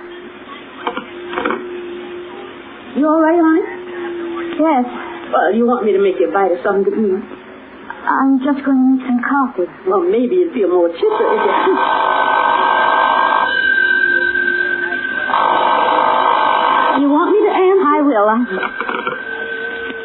Hello? Alice? Oh, I'm sorry. I guess it's still the wrong number. Honey, you're real pale. Why don't you take off your shoes and take a lie down? Somebody trying to frighten me. That's the second time he called. Now, you take yourself a nap. That'll fix you. No, I don't want to. Oh, but honey, you're all wrought up. You got something troubling you, Miss Marion? You want to tell me? Why do you say that? There's nothing wrong with me. Was it seeing that cousin of yours, the one in the picture? Now, you can tell Laura. It was an old gentleman friend, not your cousin, wasn't it? And seeing him upset you, didn't it? I could tell. Oh, well, I'll make you a cup of coffee. Now, you lay down for a spell, and when I come back, you can talk it all out, honey. Make you feel better. You better get back to your work, Laura. I'm going out now. Honey, I'm worried about you. I wish you wouldn't go. She didn't turn around, didn't answer the maid, pausing only for an instant to take up her pocketbook and coat. Then she left the house. For an hour, she walked in the city, aimless, not thinking, not seeing. And it wasn't until she noticed a cruising patrol car that things drew back into focus. Perhaps they're looking for me. They found out. They know. I should have done something. What? Killed her? Killed Laura? He's crazy thinking things like this. It's 3 o'clock. 3, 4, 5, 6, 7, 8. 5 hours. I'll go to the movie. They wouldn't find me in there. They wouldn't think of looking there. It'll pass the time. She went into the first movie theater she saw, not looking at the marquee. Paid her admission, almost ran inside, then sank into the worn, shiny seat and leaned back in semi-darkness and watched the flickering light on the screen before her without seeing or caring about its content. It was 5 o'clock when the second feature began playing. For 10 minutes she watched, now seeing and hearing, because the fantasy had momentarily taken her out of herself. Not 7, you jerk, 8. Look, I got 34 apples, right? Right. You take 30 from me, right? Right. But you're a good guy. He says I'm a good guy. You give me back 3. I got 7 now. You got 8. 4 and 4's 8. Oh, you ain't got no brains. It's arithmetic. 7, 8, 7. 1, 2, 3, 4, 5, 6, 7, 8. Okay, 8. He said 8. You heard him? I heard him. 8 it is.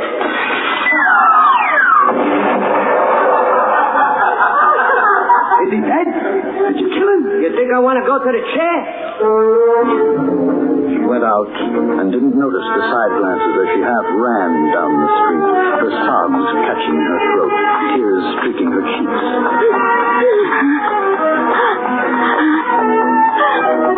I killed him.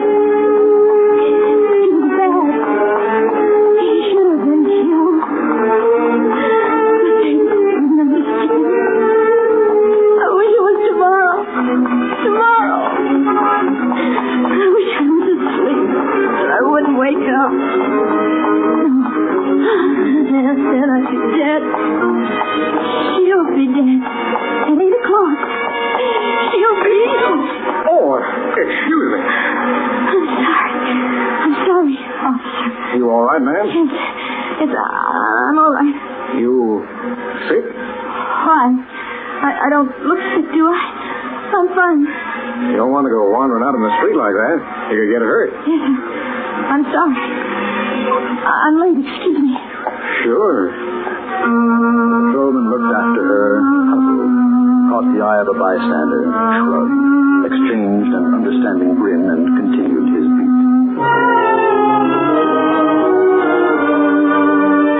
It was 6 o'clock when she turned into a quiet cocktail lounge on a side street, needing the drink now to forget, to blot out the last 2 hours of waiting. She couldn't go home. She knew they'd be waiting for her there. Not to be seen again on the street until it was dark, until after 8 o'clock. And she sat hoping for the dulling of sensibilities. I'm not drunk. And I want to be. Well, hello. Alone? Alone? Yes. Can I buy you a drink? Drink? Oh, it's kind of lonesome sitting here, isn't it? Oh, waitress. She drank with him, and he was faceless, nobody. She didn't even care that he sat close to her in the booth, urging her, how about another drink, honey? Slyly, insinuating. He said things that she didn't hear. It passed the time. What's the time? Oh, it's early. No. What time is it? You got a date? Break it. I think I'm drunk now. That's okay. Who is it? We're having fun, are we? What's the time? Well, it's 7. How do you care? Hey, how would you like to go now? What are you giving me? I killed somebody, and I've got to go. You're not feeling any pain, honey. Come on, let's have one for the road. Goodbye. Outside, it was dusk. She stood swaying for a moment, and the sidewalk tipped under her. She walked slowly, carefully. In an hour, she'll be dead. In an hour. I wonder how long it takes to die. I think I know how she must feel now. Except she won't have to feel anymore. And I'll have to go on like this. Like today. Every day. She stopped on the corner.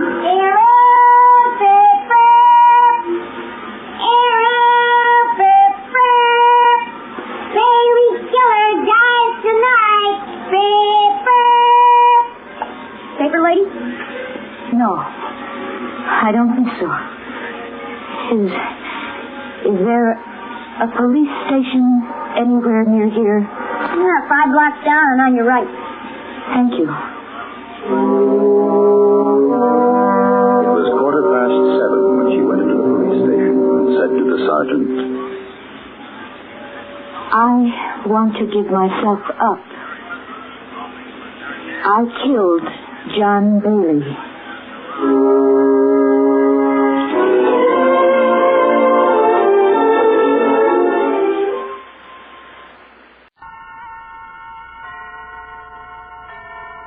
And now, tonight's presentation of radio's outstanding theater of thrills, Suspense.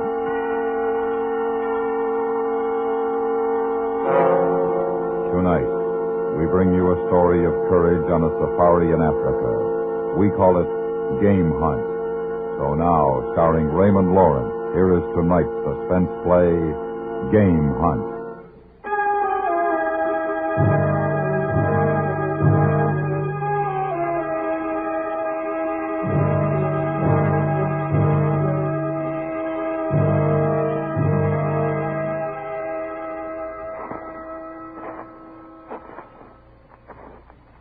Move on ahead, will you, Charlie? See how much farther this bush stretches. Yes, one. You and I'll keep on, Mr. Babson, but more slowly. Seems to me it's been too slow up to now. It hasn't been, Mr. Babson. You leave the pace to me.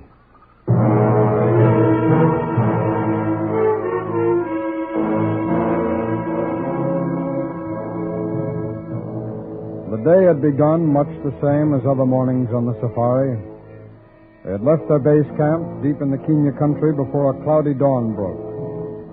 Babson, an American businessman, Arcross, a professional hunter, and a semi-educated native tracker whose unpronounceable Maasai name had been simplified to Charlie. During the weeks behind them, there had been no vital call on courage. The game had been fleet of hoof rather than dangerous, and many hides and trophy heads had been gathered without undue incident. But, inevitably, a safari such as theirs enters a period when moments of peril will be met. It is the hope of the professional hunter that by this time all the killings of harmless animals will have prepared the amateur for the dangerous game, assured him of his own power, tightened his reflexes so that he will operate correctly and calmly. Oftentimes it works that way. Arcross, Babson, and Charlie entered this hazardous phase when they started after Lion. Wait. Here comes Charlie. Well? He's not far, Buana. Feeding on a zebra in a clearing. He's an ancient one that carries a great black mane. Good. We've worked hard for him. I hope he's worth it.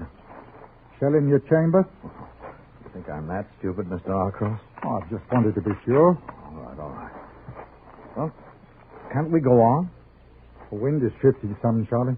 It will work with us long enough, I think.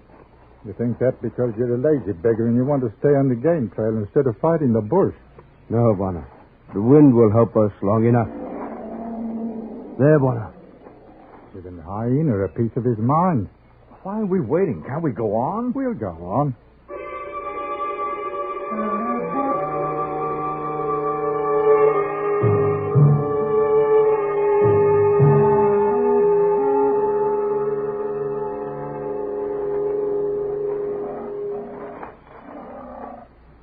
There you are. Here's your trophy. A black mane. Oh, it's big. He's a beauty. Can he smell us? Not with that nose full of zebra blood he's got. The wind, Charlie. It holds. You won't be able to take him the way he is, low behind the zebra button. But he's bound to move before long. Now let's settle into a good position and relax. Right. Say, he's a monster. Lord. Look at him go. He's got a few hundred lazy days behind him. A wife to kill his food and nothing more than to eat and sleep and grow a fine mane so that he'll look good on somebody's wall. Your wall, Mr. Babson. I've got the place for him. The sun came up today for him just like every other day. But it's the last sun he'll see, thanks to you and to Charlie and to me. Buana. We've thought of a lot of the last sunrises, haven't we, Mr. Babson? Eland, Kudu, Congoni, Oryx. No more suns for them. Well, don't you want me to kill him, Arcross? No. I'm tired of it. Killing's bad unless it's for food or to save your own life. Well, now, look. The wife is coming. Oh. She's pretty. Careful, Babson. You'll move now. Oh, he's a proper one now. Doesn't want a woman meddling, even if it is her kill. Watch it carefully, Mr. Babson. He's starting to move. Take your time. He's only chasing the old lady off. You come back for his meat. But he's moving away. He'll be back and give you a good shot as he's coming. No, Babson! Not now, not now. Why did you fire? I hit him. You didn't stop him. I hit him well. I know I did. I might have done better if you hadn't been yelling at me. Oh, you'd have done better if you'd listened to me. You just shot him. He can live for days or weeks. It goes into the elephant grass over there. Sure, with the nearest place you can think of. Mr. Babson, there's your trophy. He's wounded and he's held up. And he's the most dangerous animal in the world right now. You want to go in after him? No, I don't know enough about it. You knew enough to fire when I told you not to. Well, we've hunted over a week for a good head. That's all I was thinking of when I saw him running away. I wanted him. Right now, he wants you, Mr. Babson. Stay here. Charlie and I'll go in and try and get him. Why don't you leave him? He'll die. I know I hit him well. Not well enough. It's against the game laws to leave a wounded animal. And he'll charge any man he sees until he dies. Charlie, run back to the truck. Bring my flask, the big one, and the heavy rifle.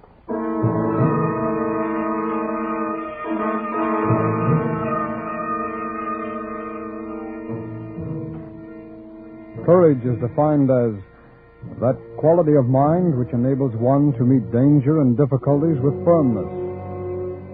Well, the call for it had suddenly come, and there was a lack of it. None was really expected of Babson, because his money had bought, along with other services and knowledge, that commodity which was Arcross's courage. But Arcross, for the first time in his career, didn't have the required amount for sale. In an intangible way, he was cheating his customer. The native sensed this lack as he and the white man crossed the clearing. After long and intimate association, he thought he knew the hunter. But what he saw now made him, in his turn, uneasy. They passed the torn remains of the zebra and continued on toward the inevitable charge of the dying lion. I've finally got so that I hate them, Charlie. I've disliked them for a long time, but for almost a year I've hated them. Which, Bonner? The trophy hunters. Girls and the lords and the movie stars. The complainers about the sun and the rain and the flies. Now the game isn't really as numerous as they've been led to believe by the movies taken from airplanes.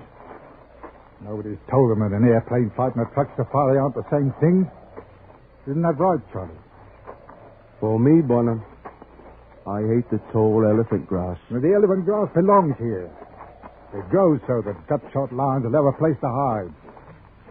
This lion knew all along that one day our gut shooter would stop making ladies' dresses in Chicago and come and visit America.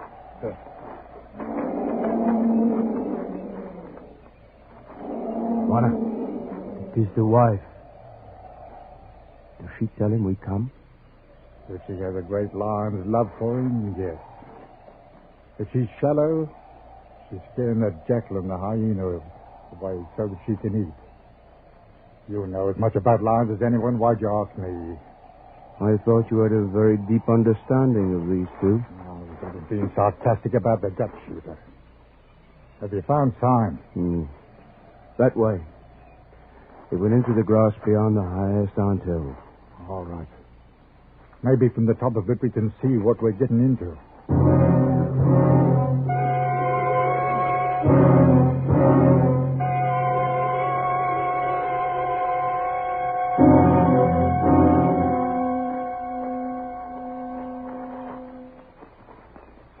That's the nastiest stand of cover I've seen. Grass is over 8 feet high. Yes, Bonner. Can't see 15 paces into it. It'd take our friend only the time of a breath to cover that distance. And let's look for a sign.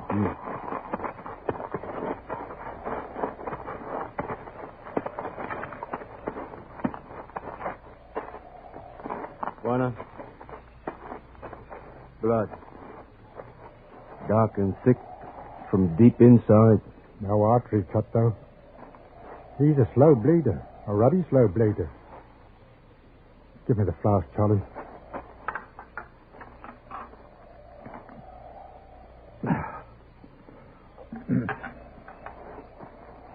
We could wait, Bonner. Our friend will stiffen. Our friend will rest and lick his wounds and maybe stop the bleeding. And we'd have no blood store to follow. We'll keep on going. We went in here. An old game trail. If it leads to water, we could find him there. Unless he goes to the water and comes back to wait for us. And there's more blood up ahead.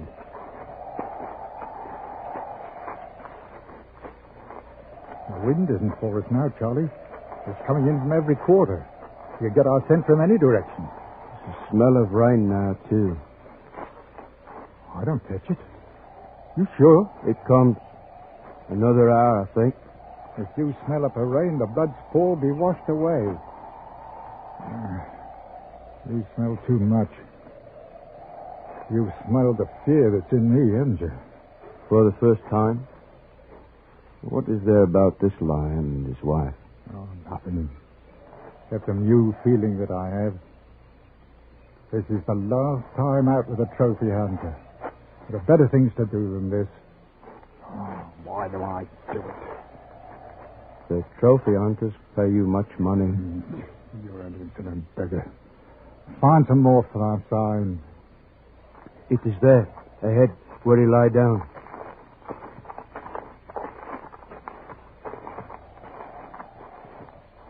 There you see? His head was here and looking this way. Sure. Down the back trail. Waiting for us. He was running when he got up. He'd look here. The claw signs. He's close enough that he caught our scent and got up and ran. He's not stiffened. And he's waiting again. Up ahead. There's nothing else to do. To wait for us and to fight, or to wait for the slower death. You have a wife and children, Charlie. How are they? Eat well, Warner. The doctor has done much to stop the sickness. When'd you see them last? Before this hunt. You must want to get back to them as quickly as possible. Yes, Warner. There, I see more sign up ahead.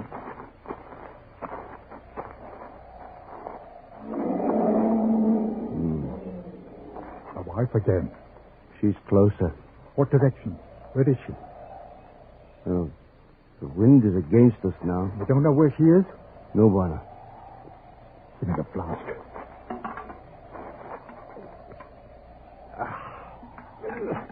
This does nothing to build bravery. I have never seen you when you needed to ask for it. I haven't either. I've never been afraid until this time. You've been to Nairobi, Charlie? Yes, Warner. You like it? No. There was too much noise. I hate the city, too. But I found myself there. More of a reason to live, I mean, a woman. Said she'd be my wife. Something I've never had before. A wife is good? Not with this kind of business in the elephant grass. When you think of a wife, you don't do well with the problem of a gut-shot liar.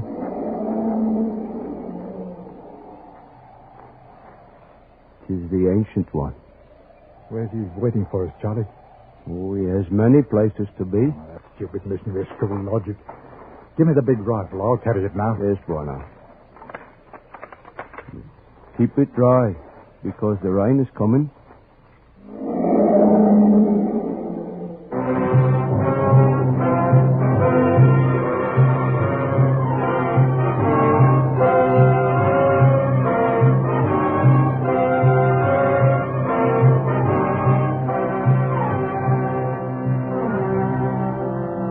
You are listening to Game Hunt, tonight's presentation in radio's outstanding theater of thrills, Suspense.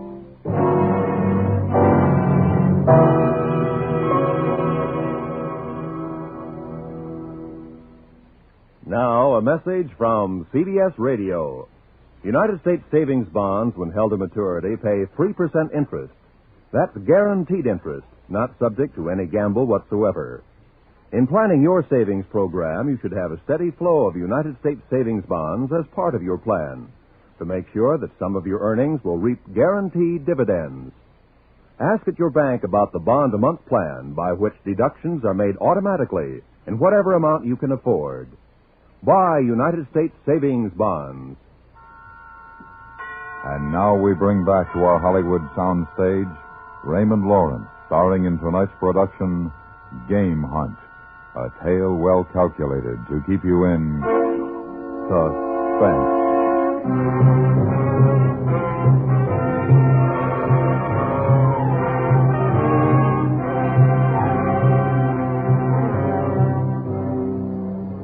The rain started to fall approximately 45 minutes after Arcross and the native entered the stand of grass. Mr. Babson took refuge under a tree from where he could watch the jackal and the hyena worrying the remains of the zebra, and the increasing numbers of vultures patiently awaiting their turn. He fully admitted to himself now that he'd been wrong in shooting the lion the way he did. He was filled with self-incrimination at having sent two men to search out a danger that he had caused. He imagined their bodies being torn by the jackal and the hyena, with the vultures waiting their turn.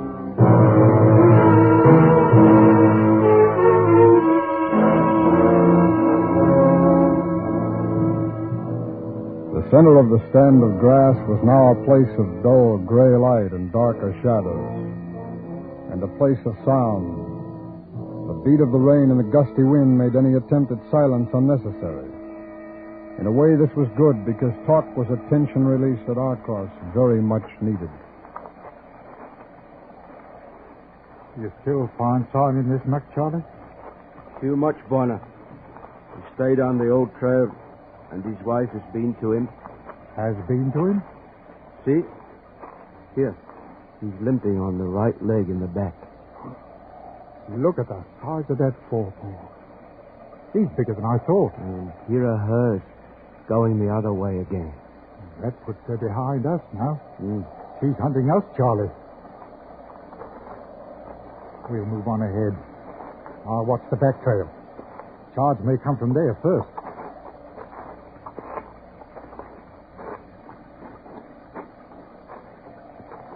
This close, Warner. Blood spores here again. It's very close. Or the rain would have washed it away, you see? Very close, Charlie. It'd be nice if we could see farther into this grass.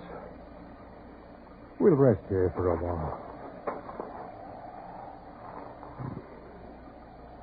You know why I wanted to stop, don't you? I've never seen this in you before. My Roby fear. And I'm not ashamed to show it to you because you're my friend and you've seen me in better times. Flask, please, Charlie. I'm going to quit this business.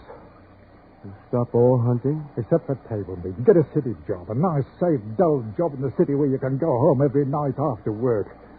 I've been a...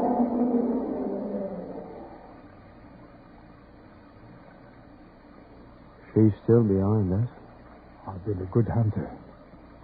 It's been said that I think like an animal when I'm on the stalk, that I know what the game is going to do before it's done. I've seen this with you. And not anymore. Not after Nairobi. It left me. After the woman, I thought only as a man. I've been very bad with Mr. Babson. I mean, very bad right now. Female crossed the trail. Did you see her? Yes, Warner. I'm going to put her out of the way. We can't have her trailing along behind.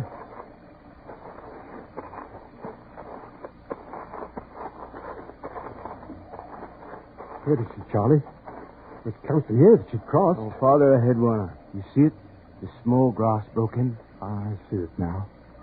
Come on. Babson! If he fired it, I hope he did better than the last time.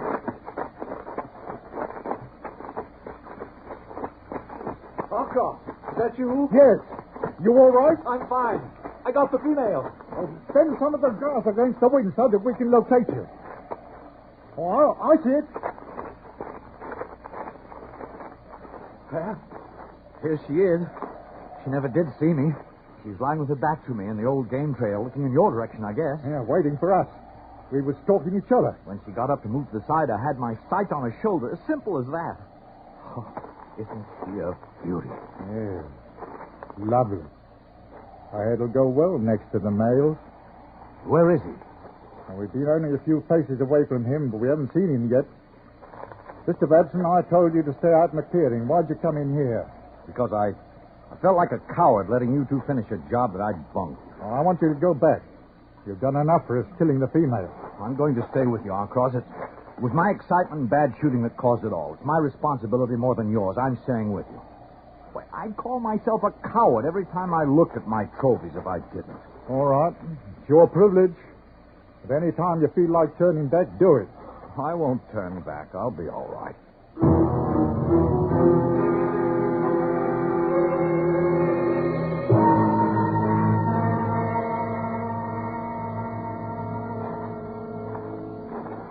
Warner, here is where we were close to him.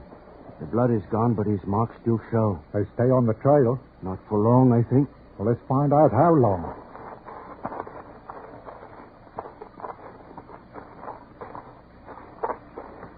Here we are. He's off to the left. His back leg is very bad now. Now, see here, Babson. The signs was dragging it. It wouldn't mean anything to me without being told. I feel good now, Charlie. No Nairobi. What does that mean, no Nairobi? Oh, it's a vague term we sometimes use in our trade. Sort of uneasiness. Now, this will go well if we all do our jobs carefully and calmly. You still want to stay with us, Babson? You don't have to, you know. I shouldn't want to, I suppose, but I do. I feel good. I'm calm. I said a lot of bad things about you, Mr. Babson, and I thought a lot worse. I'm sorry. Oh? Now, this is really quite simple. We'll move in the line a few paces apart. You on my left, Charlie on my right. When he decides to come, he'll charge anything that moves, so freeze when he starts. Charlie now will draw his attention and swing his charge towards us. Well, this isn't to favor you, Babson. It's to give you a better target. Well, I'll have him broadside you. Right. And don't move your position and keep firing until your rifle is empty. Reload and start firing again. We'll be doing the same. But he can carry a lot of steel. Right. A few paces this way for me. That's good. All right, Charlie. Take us to him. Yes, Warner.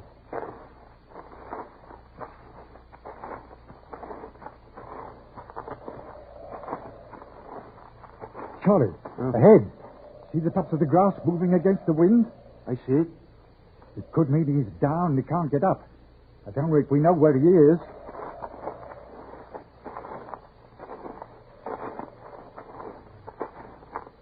All right, Babson. I'd like to see him. You will. Carefully now.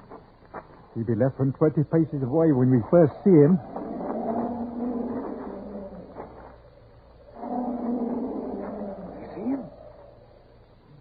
Do you see him? Not yet. Don't fire. We want him closer. Lord, good Lord. Hold, Babson. He'll swing him this way. I can't stay. Please, Babson, don't run. I can't hold. I can't. Open up, Charlie. I'll find the charge. Stop him while now.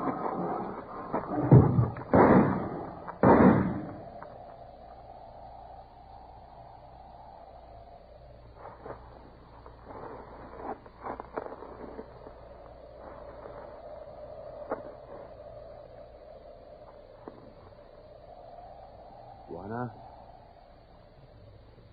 Does he die? Careful, Charlie. He's dead, Warner. He doesn't look it, Charlie. You'd think he's ready to charge again, wouldn't you? He's dead. No, he isn't. Not for Mr. Babson, he isn't. Warner. Get that trophy hunter and bring him here. Load his gun with expanding ammunition. Bullets to finish the thing. To smash it. Yes, Warner. I understand.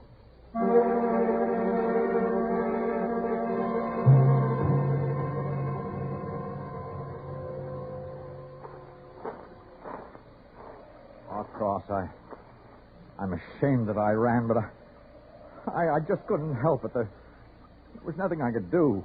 Of course there wasn't. Your first time and all. Where is he? Come here. I'll show you.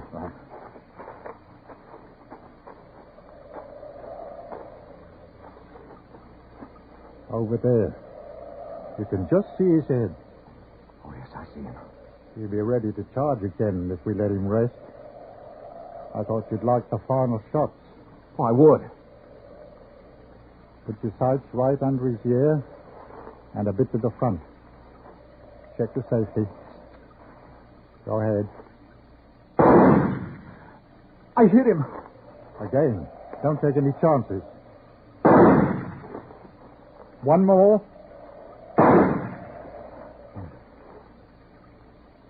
That'll do it, I think. Oh, let's take a look at it.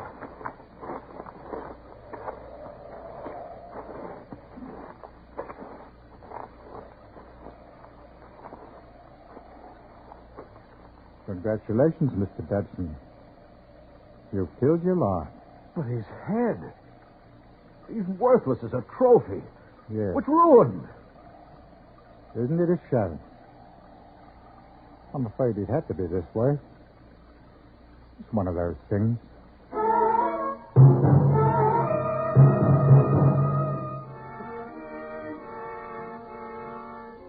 It was a gesture of contempt toward many trophy hunters. The destruction of an already dead trophy.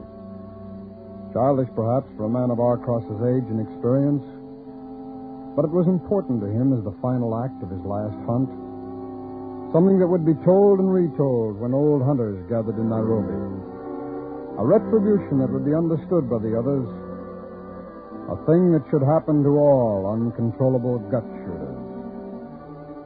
The fear that was so important a part of the situation would never be mentioned. Except Perhaps sometime, very late at night, to his wife, when there would be true understanding of it.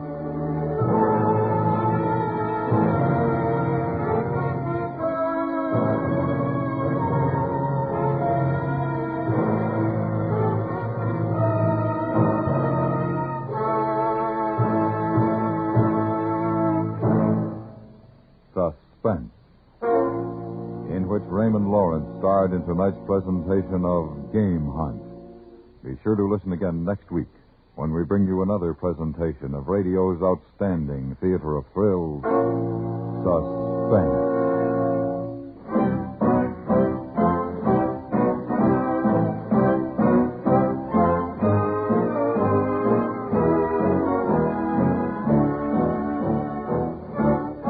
Suspense is produced and directed in Hollywood by Anthony Ellis.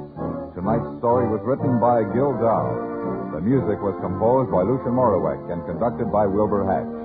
Featured in the cast were Stacey Harris, Joseph Kearns, and Jack Crucian.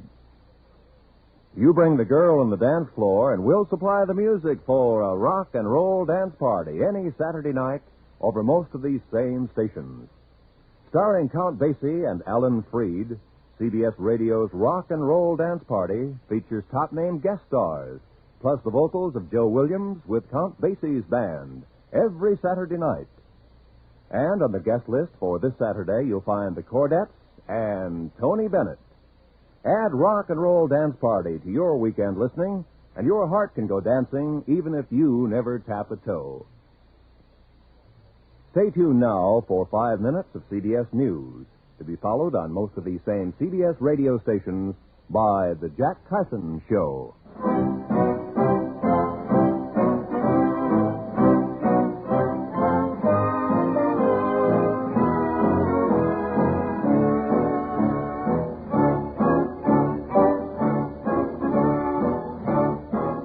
America listens most to the CBS Radio Network.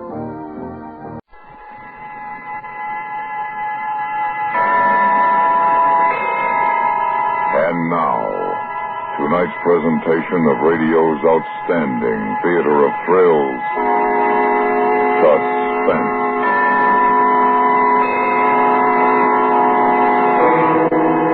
Tonight, we bring you a story of a murder and the body that couldn't be found. We call it The Lonely Heart. So now, starring Ben Wright, here is tonight's suspense play, The Lonely Heart.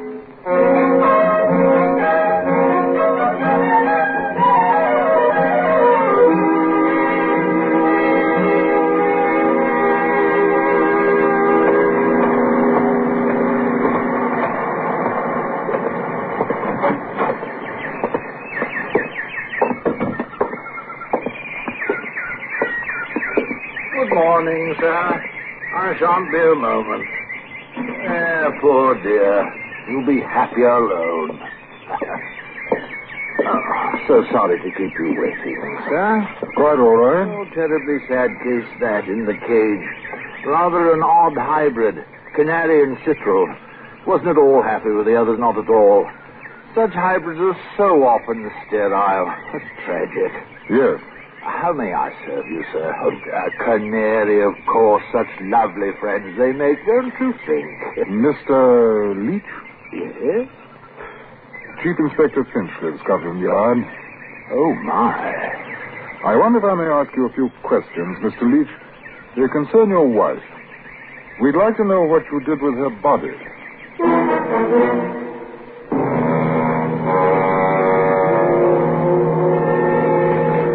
He was rather an extraordinary little man, quite round, with an angelic face crowned by a fringe of fine white hair. He was obviously the kindest old man in the world. Unfortunately, Scotland Yard also suspected that he'd murdered his wife, Esther Leach, 2 years before. There had been no concrete evidence, only the woman's sudden disappearance. That and accumulated testimonies and clues gathered over a period of time. I disliked intensely what I had to do, but it had been at the insistence of Commissioner Blaine that the man be brought in for questioning. And therefore there was no choice but to take him down to the yard.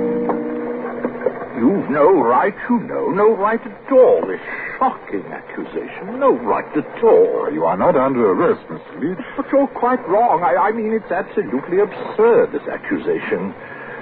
Although I suppose it can't do any harm answering questions, can it? That's quite right. Mr. Leach, 2 years ago, your wife, Esther Leach, disappeared. Yes. She left in her will an amount of money. I believe it was, £2,000. Yes, but it's not been proved that she is dead. I have not collected one farthing. You were aware of the terms of the will? Of course, as she was aware of the terms of mine. Where did you meet your wife? Through a club, as it were. Souls in Distress. They advertise, you know, but are perfectly respectable. Oh, I'm sure of it. Mr. Leach, several of your neighbors have testified that on the last night that Esther Leach was seen alive, a violent quarrel took place at your home. Nothing of the sort. I deny it. I deny it. A lover's quarrel, perhaps, but violent? Oh, no.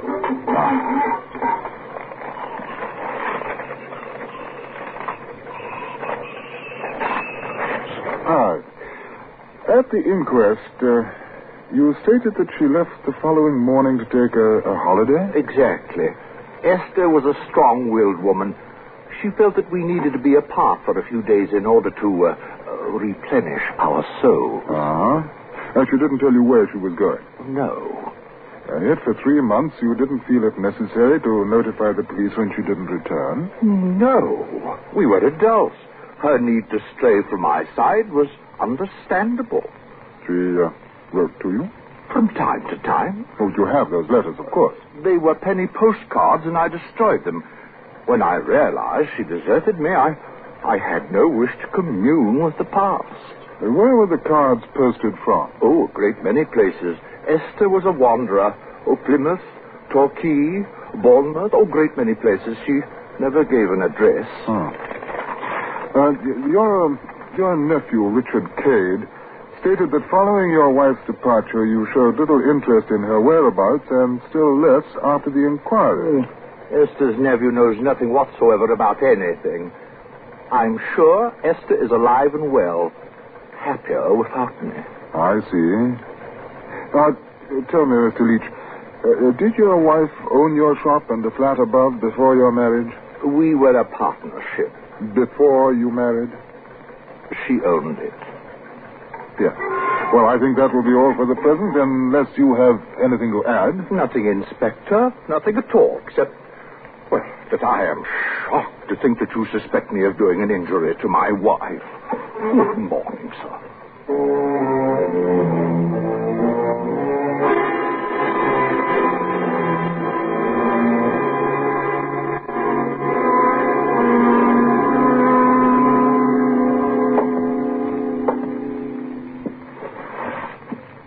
Now, look here, Finchley. I took Adamsel off the case because he wasn't making progress. Now you tell me that I made the mistake. Well, you asked me, sir. All right. What would you have done? Well, I would have gone on where Adamsel left off. Kept a watch on Leach, but not let him know that we suspected him. Blast it, man. We've got to do something. If the man's a murderer, he's been laughing at us for 2 years. Well, I'll do what I can, Commissioner. I want the body found. That's what I want. And I want Leach. Well, if he's our man, sir, you'll get him. What do you mean, if he's our man? Well, as I told you, sir, he didn't admit to the charge, so until I can obtain the necessary proof, there's always a slight chance that he did not kill his wife. Nonsense, the man's guilty. You want me to arrest him? Well, you know we can't do that. Insufficient evidence. Exactly, sir. I'm sorry. You're right. I'm not myself today. Liverish. Oh, I know, sir. I feel just about the same. I had bloaters for breakfast. It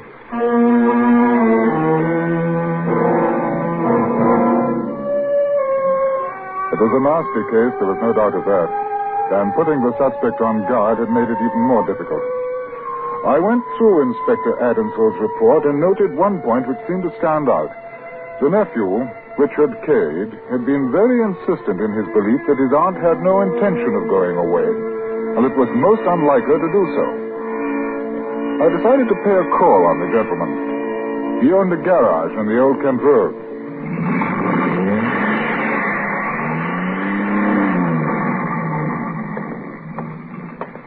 Bob, when you're finished with that job, take care of the blue Daimler, will you? Oil and wash, right?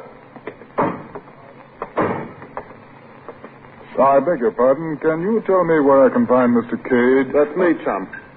Oh. Chief Inspector Finchley, Scotland Yard. Oh, what again? Look here, one of your blokes has been nosing around asking questions for 2 years now. I know. No, what's the matter? They give him the sack? Not exactly, sir. Oh, should have done. Don't notice my auntie's turned up. Now, that's why I'm here, Mr. Cade. You suggested that it was doubtful that Mrs. Leach would have taken a trip under any circumstance. That's what I kept telling them. Of course they didn't listen. Why do you say that? Look, I knew Auntie before she married that artful swine Leach. She wouldn't take a step out of London. Said she was born here and would die here. Well, she might have changed her mind. Oh, not Auntie. Not her. Stubborn old bleeder Auntie was. Was, Mr. Cade? Well, what do you think? Oh, come on. You know as well as me that Mr. Stanley Leach did her in. Him and that girl it is. Have you seen her? Works in toys at Selfridge's. Oh, really? Oh, you've got a surprise coming, you have.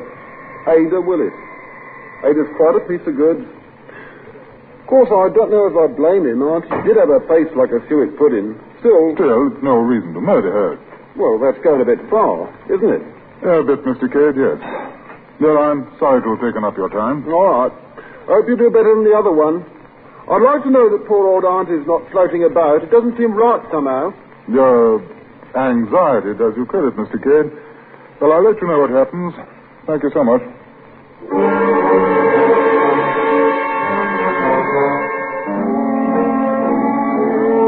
Now, this was something that had not been in Adamsall's report. A girl, Ada Willis. That piece of information from the morning nephew I hoped would bring us a step closer to the murderer, so I went to Selfridge's and to the toy department. It was early afternoon and the floor wasn't crowded. A girl at the Meccano counter pointed out Ada Willis to me. She was winding a tiny mechanical doll when I saw her, and I remember how extraordinarily beautiful her hands were. Miss Willis was not quite what I had expected. Good afternoon, sir. Oh, I'd like to see one of those dolls. How does it work? I'll show you, sir. No, how much are they? 2 and 6. Well, I'll have one, please. No, the policeman there is such a happy little chap. He's my favorite, too. Oh, you like policemen?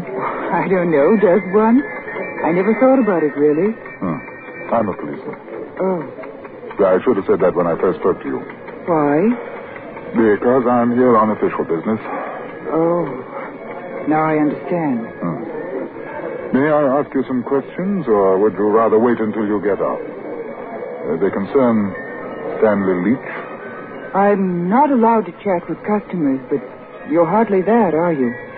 No. My name is Finchley. Chief Inspector Finchley. I know. Stanley phoned me. Oh, did he? He said you might find out about me and wanted to warn me. Do you know why? Yes. You think he murdered his wife? Oh, he told you about that? Oh, yes, some time ago. And I expect you believe that I had something to do with it, too. Did you? No. Is Mr. Leach planning to marry you? Yes. May and December. Rather funny, isn't it? Are you going to marry him? If I have to? If you have to? Yes. Unless I can find out what I want before that happens. Well, I'm not sure that I follow you. You suspect that Stanley killed his wife. Well, I know that he did, and I'll marry him if I have to prove it. What makes you so certain about Leach? Because if she'd gone away as he said she did, she would have written to me. Is that all? And she would have come back. Nothing could have made her stay away. How do you know? I'm afraid I can't tell you. Don't you know that if this is to lead to an arrest, I'll have to find out? I suppose so. But at the moment, I can do more than you can. Even if you have to marry him? Even that.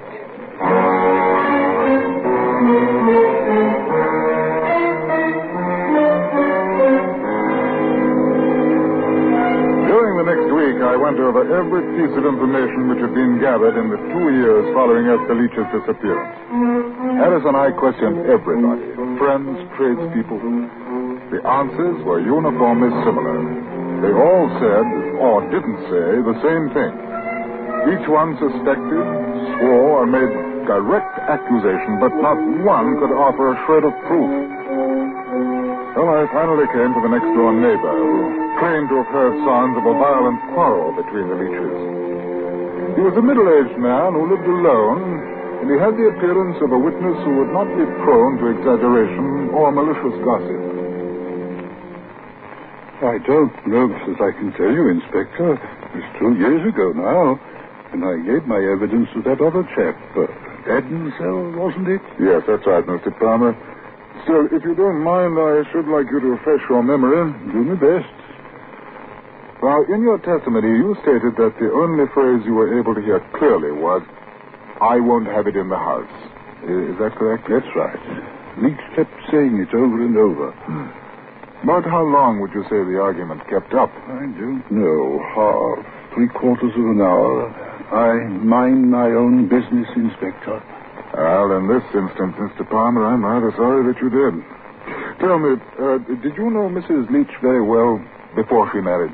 We'd have a word or two. A nice woman, I'd say. A bit sentimental. I suppose that came of loneliness. But would you say that until the time you heard the quarrel, they were happy together? Yes, I'd say that. Mind you now, I didn't like him from the first. There was something... Yes, I understand. Well, now, Mr. Palmer, please think very carefully before you answer.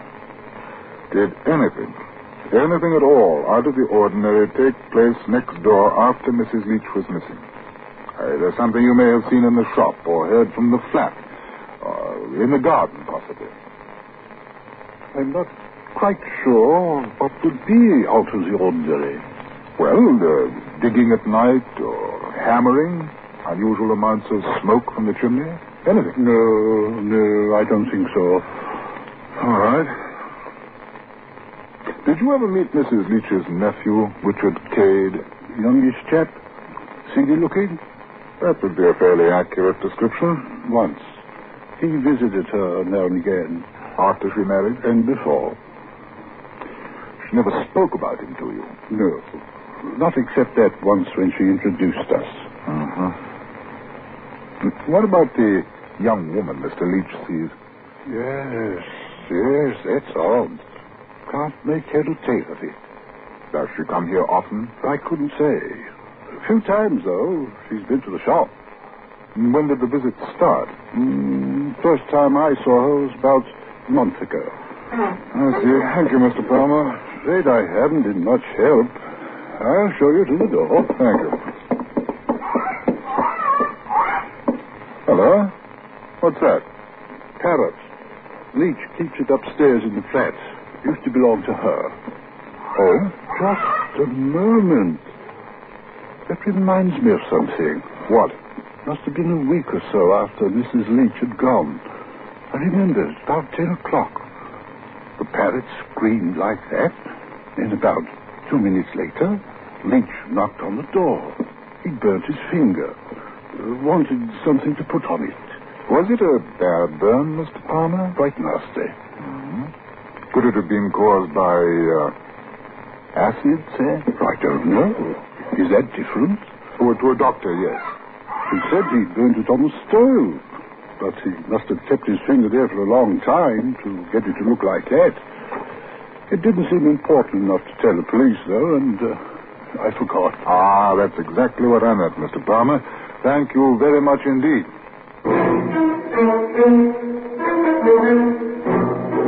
At Scotland Yard, we're in possession of several known facts concerning murder in the British Isles. We know, for instance, that approximately 140 murders will take place during a year, and some 35 of these will occur in London. We also know that a great number of these crimes will be solved within hours. Others, of course, take longer according to the difficulties encountered by the scientific laboratory. In this case, however, we were faced with the problem of few, if any, physical clues. The missing body is an outstanding example. But this fact, too, with the knowledge we now had, worked to an advantage. In Britain, the murderer's chief disadvantage lies in getting rid of the body. In the confines of this island, it poses a tremendous problem. With this in mind, I assigned Harris a task which I hoped would, in a few hours, lead us to the body of Mrs. Stanley Leach. For I knew now, without a doubt, that she was dead. Then I obtained the home address of Miss Ada Willis and went there.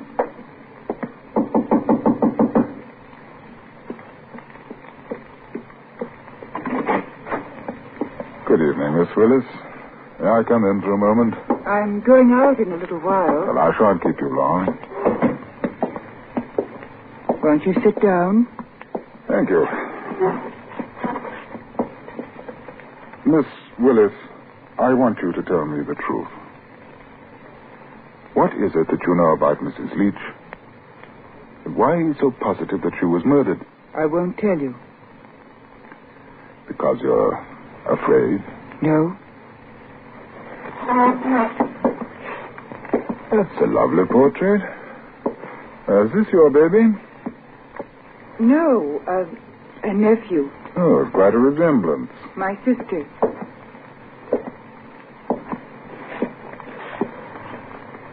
You haven't got a sister, nor a brother. You're unmarried. I've got to go out now. An appointment with Stanley Leach? Perhaps. Please. I think that you'd better tell me everything, Miss Willis. You see, we know a good deal already. It'll make it much easier, I think.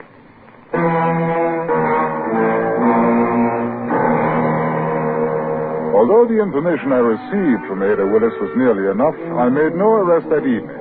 As a matter of fact, 4 more days to locate the body, and only then were we ready to proceed. With the evidence at hand, I called the principal witnesses and the murderer to the yard. Now, this was not done for the sake of a dramatic accusation, but rather with the hope that, confronted by absolute proof, the killer would make a confession, thereby saving the Crown a considerable amount of money. Ready, sir? All right, Harris, bring him in, will you? Come in, please.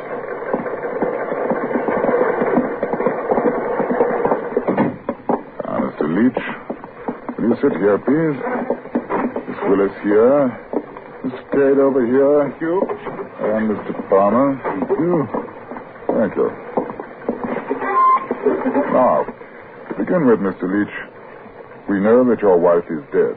Oh, my. Due to the circumstances surrounding her disappearance, certain accusations have been leveled against you. I know. Unkind, terrible accusations. Mr. Cade, you stated that your aunt would never have taken a trip away from London. That's right. Auntie hated to travel. Never did. Oh, but you're mistaken. She did go. Very well. Now, Mr. Palmer, you testified that you had a quarrel, that the words were not distinguishable except for one phrase. I won't have it in the house. That's what he said over and over again. Mr. Leach, would you care to tell me what it referred to? I don't quite remember, but... Could it have been a baby? A baby that Mrs. Leach was planning to adopt? Oh, good heavens, no. Miss Willis, you said that had Mrs. Leach gone away, she would have written and most certainly returned. Yes. I had a baby 3 years ago. It was sent to an orphanage. Mrs. Leach was going to adopt it since I couldn't take him back myself. Ada, you didn't tell me. Go on, Miss Willis. I was working at Selfridge's. Mrs. Leach shopped there quite often. We became friendly. I told her about the baby. She never had one of her own. After she married Mr. Leach, she decided to adopt mine. Did you tell him about the idea? No, not until she made arrangements at the orphanage. That's when she told him the night before... The night before your wife took her trip, Mr. Leach? All right. That's why we quarreled. I admit that. But she said she was going away to give me time to think things over. Mr. Palmer, you said that a week later Mr. Leach came over one evening and asked for help. He had a burn on his finger. Yes, it was an acid burn, Mr. Leach, wasn't it? No, I burnt it on the stove. Really? Well, that brings us to the unfortunate woman's body.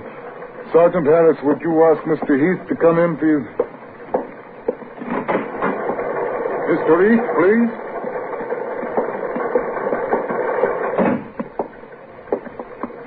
Now, Mr. Heath, do you recognize any one of the persons seated here? That gentleman. Mr. Leach? Yes. Will you tell what you know, please? Near as I remember, about a year and 10 months ago, he asked me if I'd be interested in buying something for the studio. You had done business with him before? Oh, yes. When he was in the taxidermist business, we used to purchase animals and such like. Oh, your studio is a film company. Yeah, that's right. I'm in property department. Yeah, go on. And Mr. Leach said he'd acquired a nice skeleton specimen. Oh, and, Oh, no! Just a minute, Mr. Kane. That's all right, Harris. Let him go. Now, Mr. Heath, you bought the skeleton? Yes, I have the bill of sale. Well, Mr. Leach? You don't. You couldn't think that. The dental work in the skull was identified. It was Mrs. Leach. Yesterday, your workroom was examined. Wire and other substances were found and exactly matched the materials used in the skeleton. I'm not well. I shall ask to be excused. You married her for her money. So when she proposed the adoption, you realized that if she died, you would not receive the entire estate. You quarreled, and in a fit of anger, you struck her. I didn't mean to kill her. It was an accident. It was. She was a good woman, and I didn't. Stanley Leach, you are not obliged to say anything unless you wish to do so. But whatever you say will be taken down in writing and may be given in evidence. Take him away, Harris.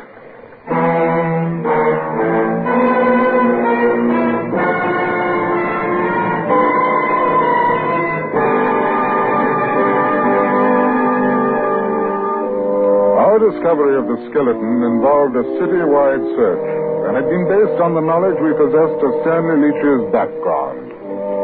Although the disposal of the body was bizarre, it very nearly accomplished the impossible of a murderer. A perfect murder. What does not appear on the Scotland Yard record is the fact that Ada Willis was married a few weeks ago, and her baby is once again with her.